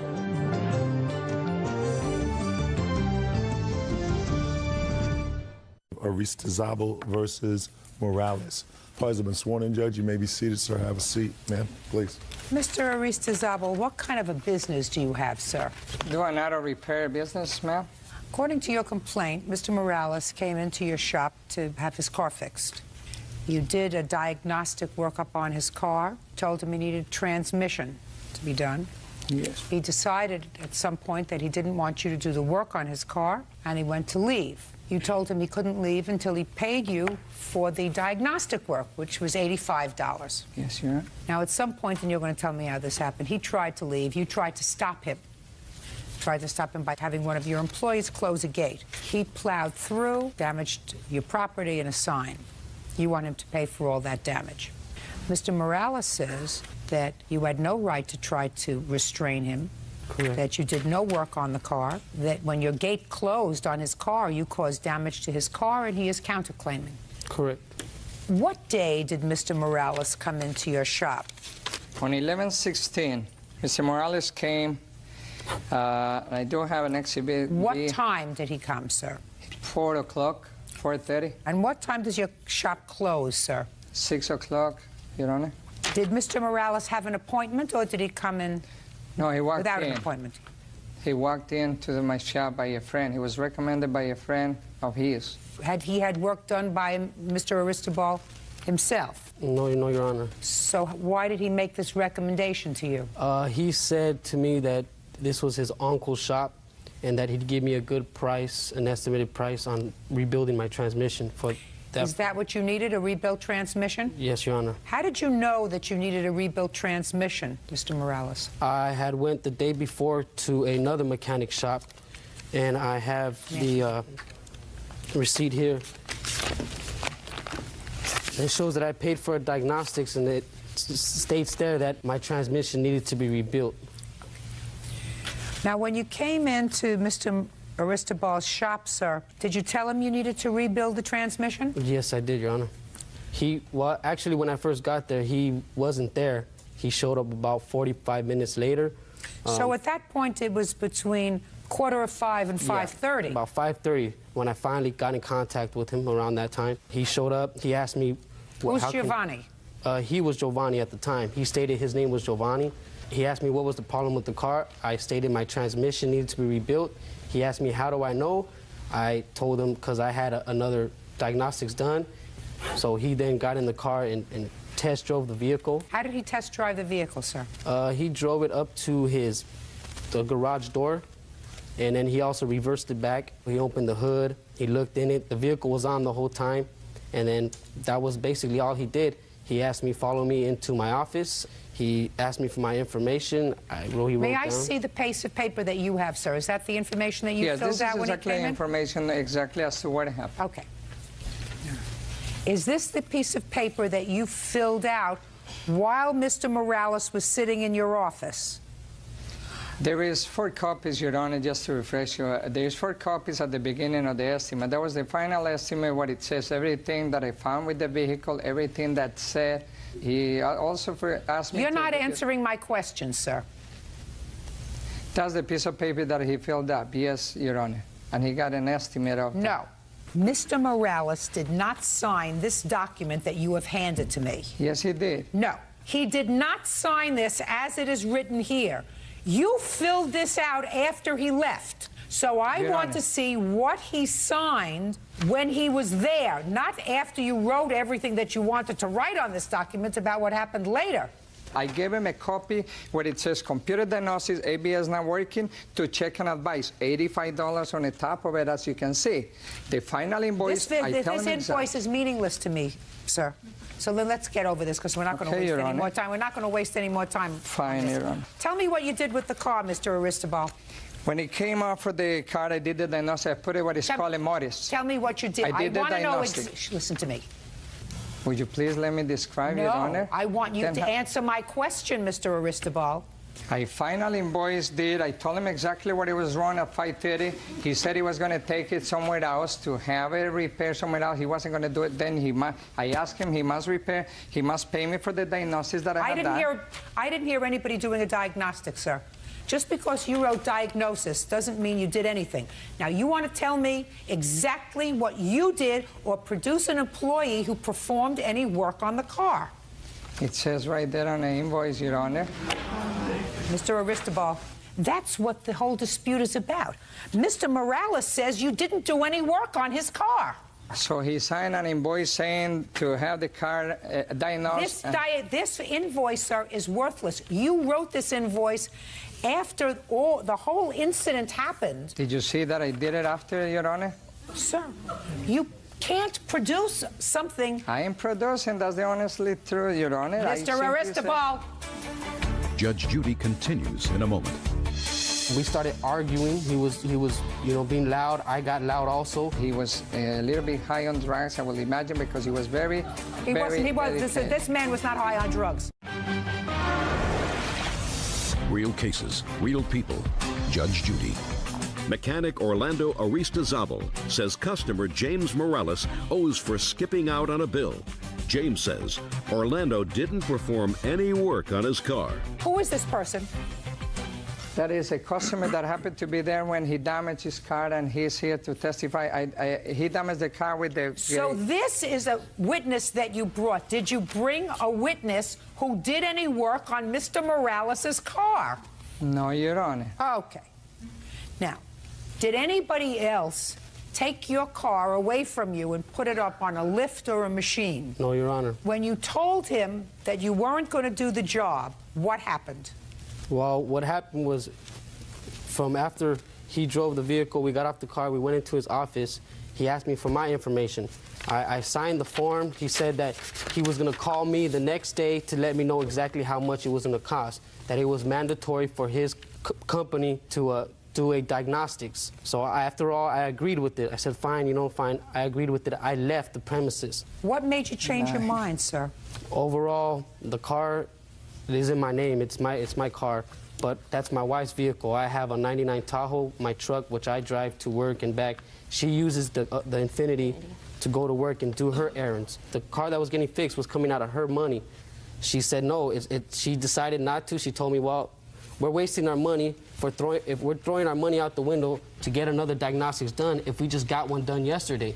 So from there. So you went back inside to get your car. Right. When I went back to the premises, we pulled into the vehicle. She pulled in where the gate line is, right on the premises line, where the gate would close, and she stopped. I got off the vehicle. I walked up to the garage. I seen my vehicle still in the same place. The key still in the ignition. The hood was still open. The door was open, and I looked for Mr. Giovanni, which he told me his name was at the time. I went into the office. I did not see him. I came out of the office. He came out of the back. He appeared out of the back. I then told him, we're not going to leave the car with you. After all, I'm going to go ahead and take my car. He told me, well, you can go ahead and take the car, but you have to pay me my diagnostics, my $85 for the work that was done. I told him what work. I told him there was no wires connected to my car. I see no computer next to my car. I see no mechanic next to my car. I see no tools. The car was not on a hoist. It was not moved. So therefore, I felt that there was no work rendered to my vehicle, and I told him that I was not going to pay him. Did you see his car on a lift, sir? No. Did you see any wires attached to his car being diagnosed? Well, I was only there for like 5 minutes. The answer is no. No. Go ahead. So from that point, I told him I told him that I wasn't going to pay him. We started arguing. He was being loud. I got loud also, and from there I had my wife and my daughter in my truck waiting for me. I didn't want to argue with him, so I gave him the paper back. I shook his hand and I told him, look, Mr. Giovanni, if you feel I owe you, you have all my information. Sue me. You call me, you sue me, you do whatever you have to do. I'm taking my car. Does that sound familiar, Mr. Aristobal? I saw him after he came back. He wanted to leave. I told him he must pay for the diagnosis, which had been authorized. And he said, I'm not paying for it. He said he's not paying for it. I can call the police. He was a little bit high on drugs, I will imagine, because he was very, He very wasn't. This man was not high on drugs. This man was not high on drugs. Listen to me, sir. Mr. Aristobal, put the pictures down, sir. How did you stop him? Because according to your complaint, you said you tried to stop him. How did you try to stop him, sir? I don't need to stop him. I did not. So help me God, Your Honor. Hello guys, I am here for everyone and kill them first, you know. GG's game. You know, this is too good. Okay. GG gameplay, bro. Too good. This is too good, bro. Nice. I want to play with you, bro. Okay. Again. So nice, Oman. GG match. 26 plus. You know this? Okay. Okay guys, I want to play another one match, and so let's go and see who won play with me. And see guys, this is my area. Okay, so I have to do this, but I don't have enough money for this. Oh, this is the Prime Phantom, guys, you know, Prime Phantom, and this night market have only 10 days. But I want this guys, I want this. Where are you, bro? And let's go and try another one thing. Okay, and this is night market here. Okay, you know night market? This is the night market. Okay guys, so let's go and kill them first.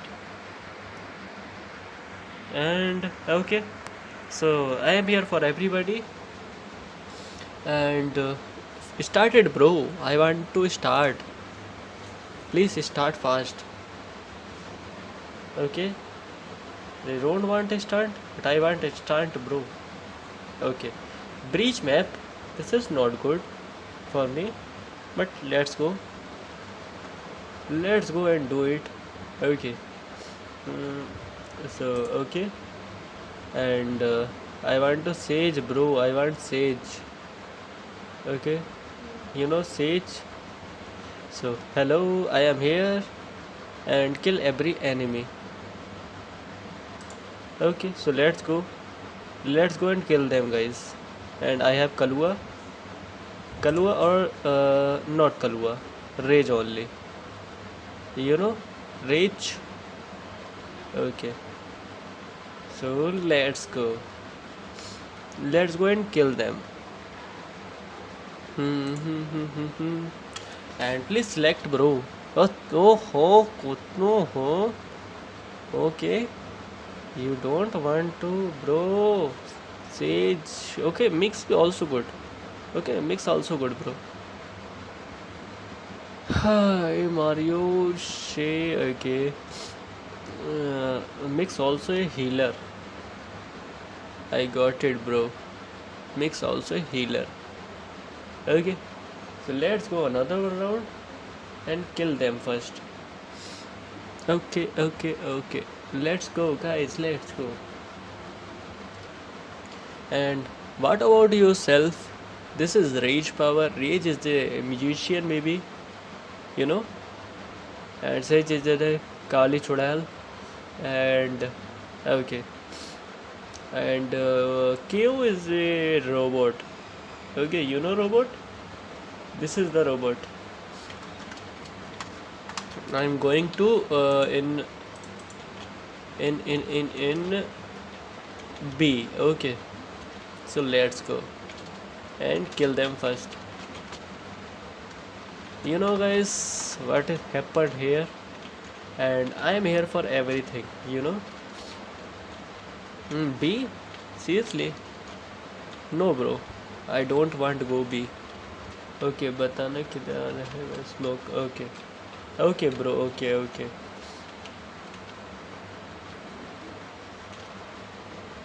Nice. Knife, bro. Knife. Okay, nice one. Okay.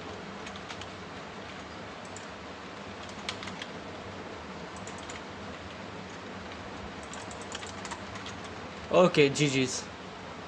Okay, hard push, bro. Hard push. GG game. You know, be planting. Okay. 2-way gameplay by me. Okay, you know. GG's. You are too good, bro. Only 2 players alive. Nice, only 1 player, bro. Only 1 player. Okay, only 1 player, guys. Okay. Nice, bro. Nice. Okay. Nice. Too good gameplay. Too good. GG, bro. क्या खेला भाई.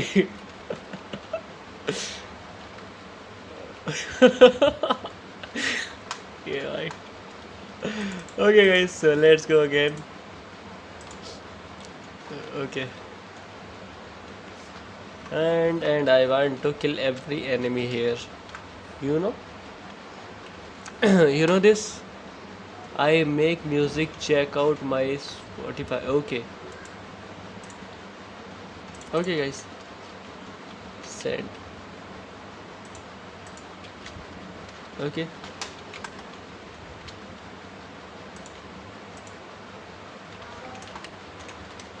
Okay, nice one, guys. GG's or what?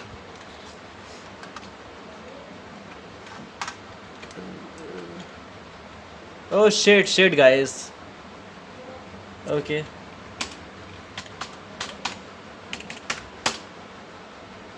Nice one, and kill them, guys.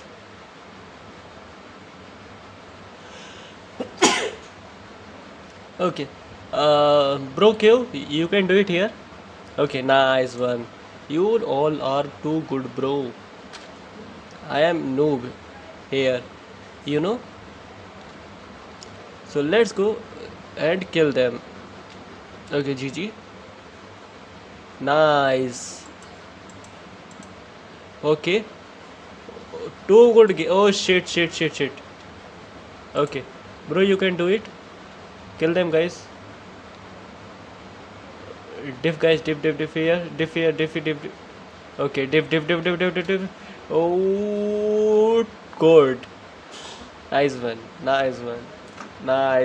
Too good gameplay. Okay, so let's go another one round, and I want to play with this. My team is too good, you know, in this match. and that's why I'm here. Bream. Okay, nice one.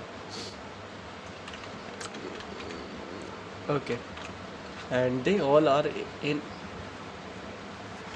Okay, okay. I want to kill them, guys. Okay, so let's go and kill every enemy here. Okay, guys, so I'm here for everyone. And where are you guys? All are in this match, you know. Where are you guys? Okay, you know this. Oh shit. This is my bad. My bad here, guys. My bad here. And let's go. What a gameplay by me, bro. Okay, nice.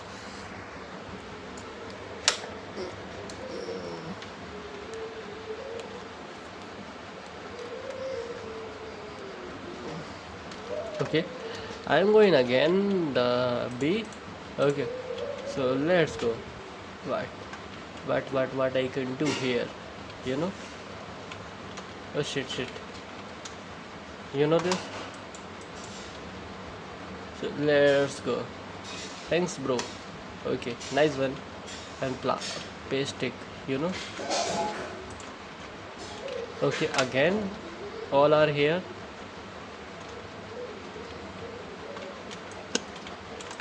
Oh nice, GG's. Too good gameplay, bro. Kill them. Okay, everyone is here. And okay, kill every enemy, guys. Nice. Reina. Nice bro, nice. Okay. Oh shit. Oh shit. Too bad gameplay, bro. Okay, so not a good game. Nice. I want to kill them. They have operator, guys, in this round. So let's go. You know they have operator. So I want to kill them first. Okay.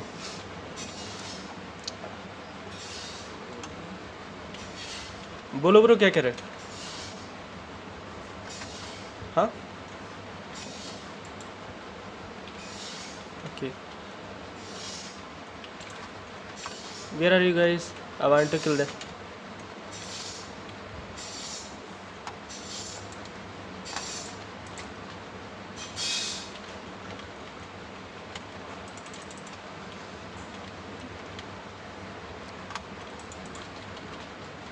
Okay, wait and watch, guys.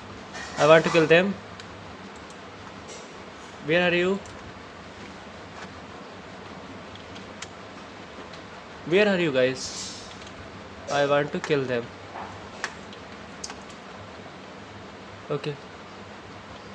Come here, guys, come here. Oh no. Where are you? Come here, guys. I want to kill them. Okay, you know. Nice. Okay, GG game, you know. GG game or what, guys? Too good. This is too good. Nice one. Skin चाहिए तो ले लेना मेरे से, ठीक है? किसी को चाहिए हो तो बाय दे देना बस. लो. ले लो आगे. चाहिए क्या? नहीं चाहिए. अच्छा ठीक है. Okay. Nice.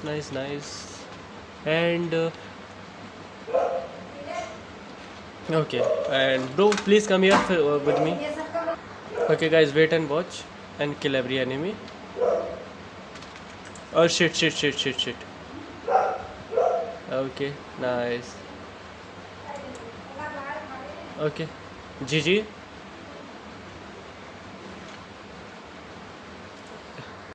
Okay, guys, nice one, bro. Okay, let's go. I am here again and kill them first, guys. Okay, so this is the last map here and the last match here, and I want to kill every enemy here. Let's go and kill them, guys. You know this, I want kill every enemy. And okay, so Hello. I'm here. And let's go, guys. And let's go and kill every enemy. Okay, you know this is too good. Okay, too good gameplay, bro.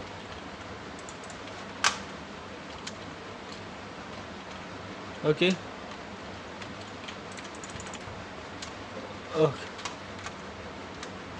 Okay. Okay. 3v2. Okay, nice one. I want to kill every enemy. Okay.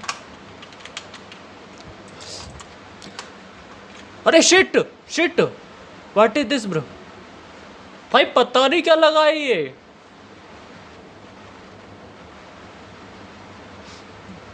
Okay nice one GG bro my bad here bro, this is my bad here. Okay Mix, where are you from?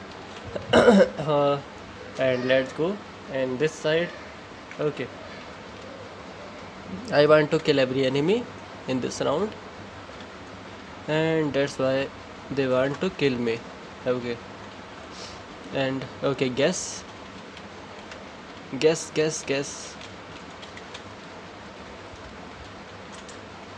Okay, let's go and kill every enemy. Where are you guys? Okay, so hello. Okay, where are you guys? I want to mix up.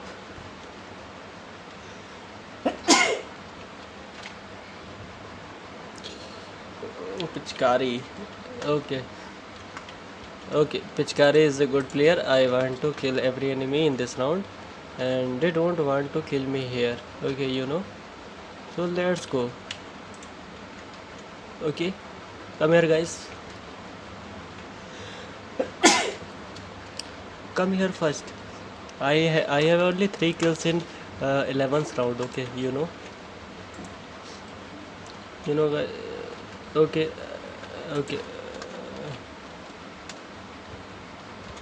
Okay, let's go in another side. Deadlock, where are you, bro? Okay, and let's go in this side. Where are you guys?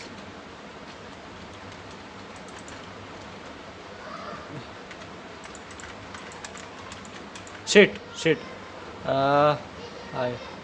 My gameplay is too bad in this round. Okay, जरूर भाई बताओ. Enemy. Okay, nice one.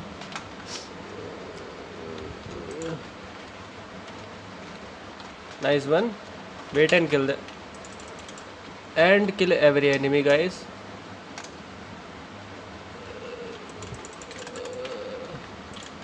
Nice, guys, and this is my area. Okay,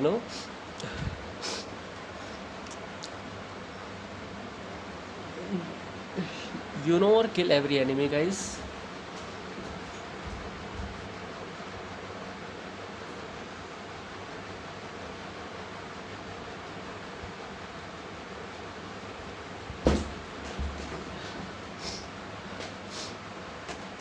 Okay, so chamber have your chance and I want to kill every enemy. Seriously, you do it?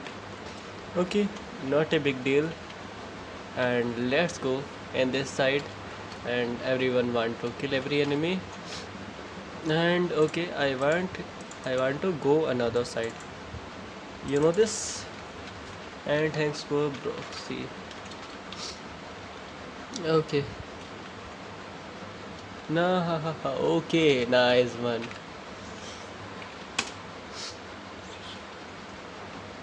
Nice. Let's go A. Okay, nice one. Okay, Okay, I want to kill every enemy, guys, first. Nice. Aa jao. Okay guys, so let's go, and I want to kill every enemy in this round. Okay, so I have deadlock here, and I am the rage in this side, and so let's go. And let's go and kill every enemy. Okay, you know. Oh shit. Okay, they want to kill every enemy. Okay, you know, and I am here. They have spam, they're using spam here. Okay, so let's go guys and kill them first, you know. So let's go. Seriously, let's go and cool down, guys. Kill every enemy, and this is 2v2 wali fight. This is 2v2 fight. This is 2v2 fight, guys. Okay, you know, this is, and we are ready, guys. Okay, hello, I am here, and play on time, guys, play on time. 120. Okay, nice one, you can do it here. Okay, I am new in this round. Okay, let's go. Okay, where are you? I want to kill every enemy. Okay, let's go in this round. Nice one. Okay, GG's match. Nice one, bro. You can do it. Sorry. Okay, Maria, you can do it here. Seriously, bro. My bad here in this round. Okay, let's go.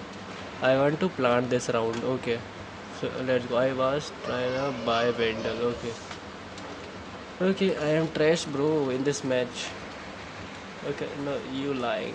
Okay, not a GG gameplay, but let's go. Okay, guys. Okay, nice one. I want to kill every enemy, you know. Where are you guys?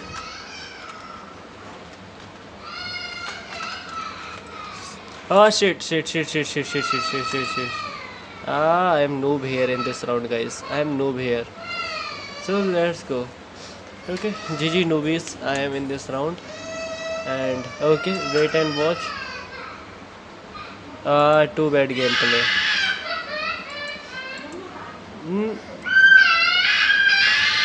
Okay, let's go. Okay, wait and kill them. Okay guys, so let's go, and Keo, you can do it here, bro. You can do it. Okay, Soba, Rage and Chamber also in this round. We are ready, guys. Okay, come this round. I am here for this round. Okay, not a good game, but okay. They using spam. I'm also using my spam in this round. Okay, so hello, let's go. Okay.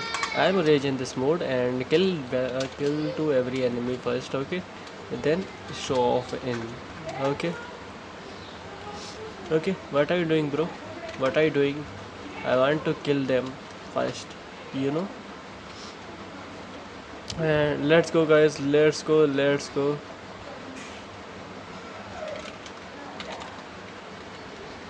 Okay,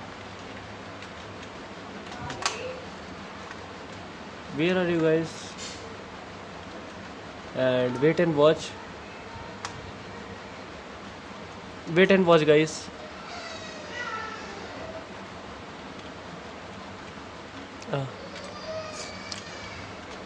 Okay, kill every enemy first and then hold up. You know this?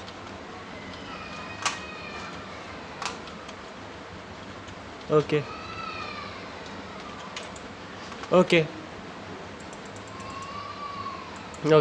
Bream is too good, you know. And nice. Okay, they don't want to kill them. Okay, so let's go. Everyone is ace. Okay, nice one, bro, and too good. And this is a spotted allied here. Okay, so that's why I am killing everyone and in this round. Okay, guys, so let's go in this round and want to kill them first. So spikes is here, but I don't want to plant it. Let's go and kill every enemy. We start when after chill. Okay, so let's go. Please take it first. Okay. Okay, let's go, guys. Okay, where are you guys? I want to kill them first. Okay, guys. Nice one, and kill them first. Okay, so hello, and I have damage. Nice. What are you doing, bro? What are I am doing here? Okay, this is my bed, and all are too good, and they have also good teamwork. Okay, 1v3 situation in this round. This is 1v3 situation.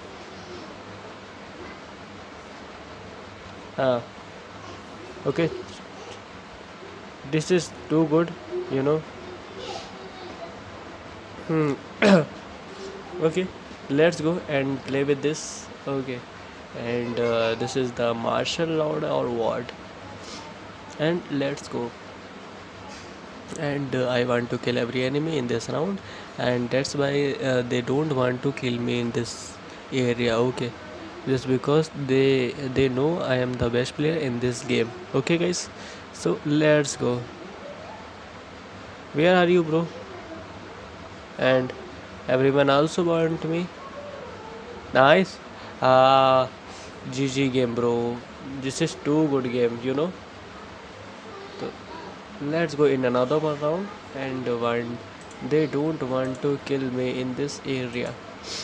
Okay, why, bro? I am too noob in this match. Why? I'm not good game. I don't have a good game. Okay, so hello, I am here for everyone, and let's go. Okay, so rage buddy.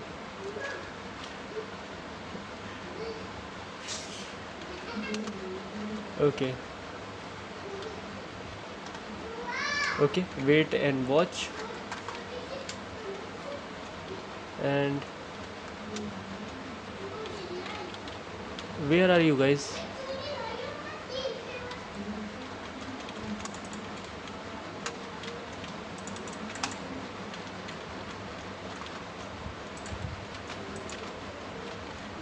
Okay. Shit. Wait, this is my bed here.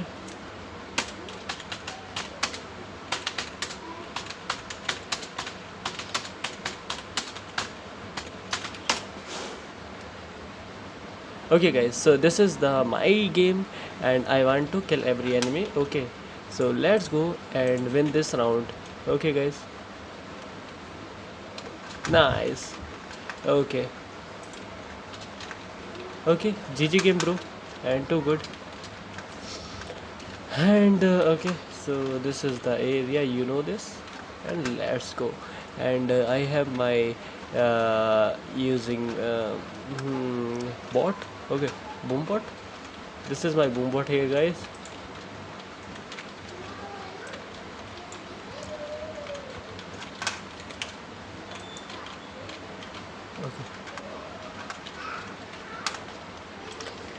Okay, guys. Okay, Reina here, guys. Reina here in this round. Okay, Reina killed by us. Okay, Mix, you have the spike. Nice one, bro. And let's go. Okay. And Mix is a good player, this. Okay, Mix is also good player, and I am also, and nice one, bro. Nice one. Too good game, You are too good. Okay, let's go and smoke up, guys. Okay, let's go and plant it. uh, this is too good and too good game, you know this. uh, too bad gameplay by my side, guys. This is too bad gameplay. Okay, okay, I am the noob. Okay, so let's go and plant this match. Okay. I am going with Reina just because Reina is a good player, and that's why I am going with Reina and Deadlock, you know. So there are okay.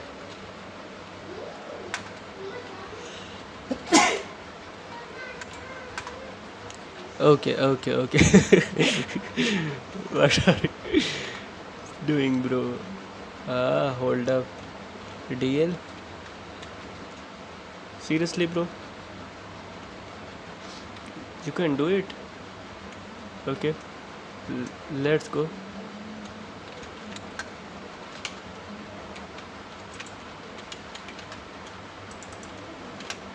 Okay, this is my bed here. Okay.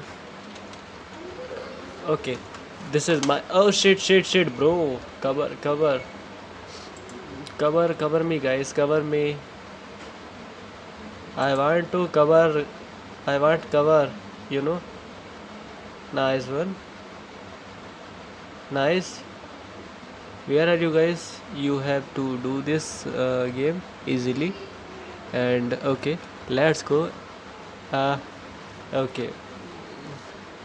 Okay, what are you doing, bro? GG is too bad gameplay. 28 kills and match has lost by me. Okay, guys, too bad. This is too bad.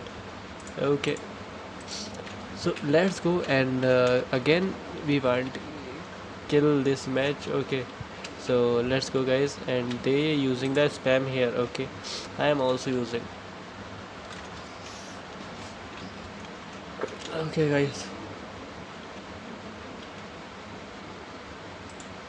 Okay,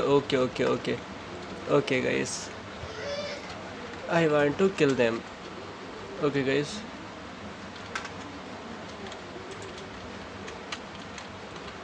Okay. Okay, guys. Okay, wait and watch.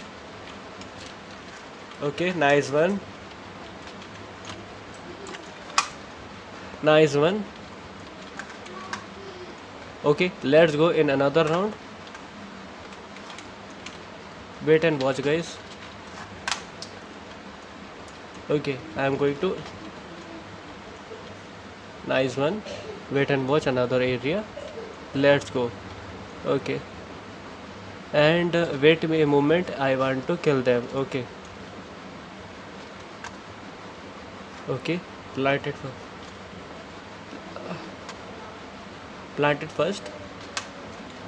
Then I want to kill them. Okay. Wait a moment. And kill every enemy. Okay. You know this?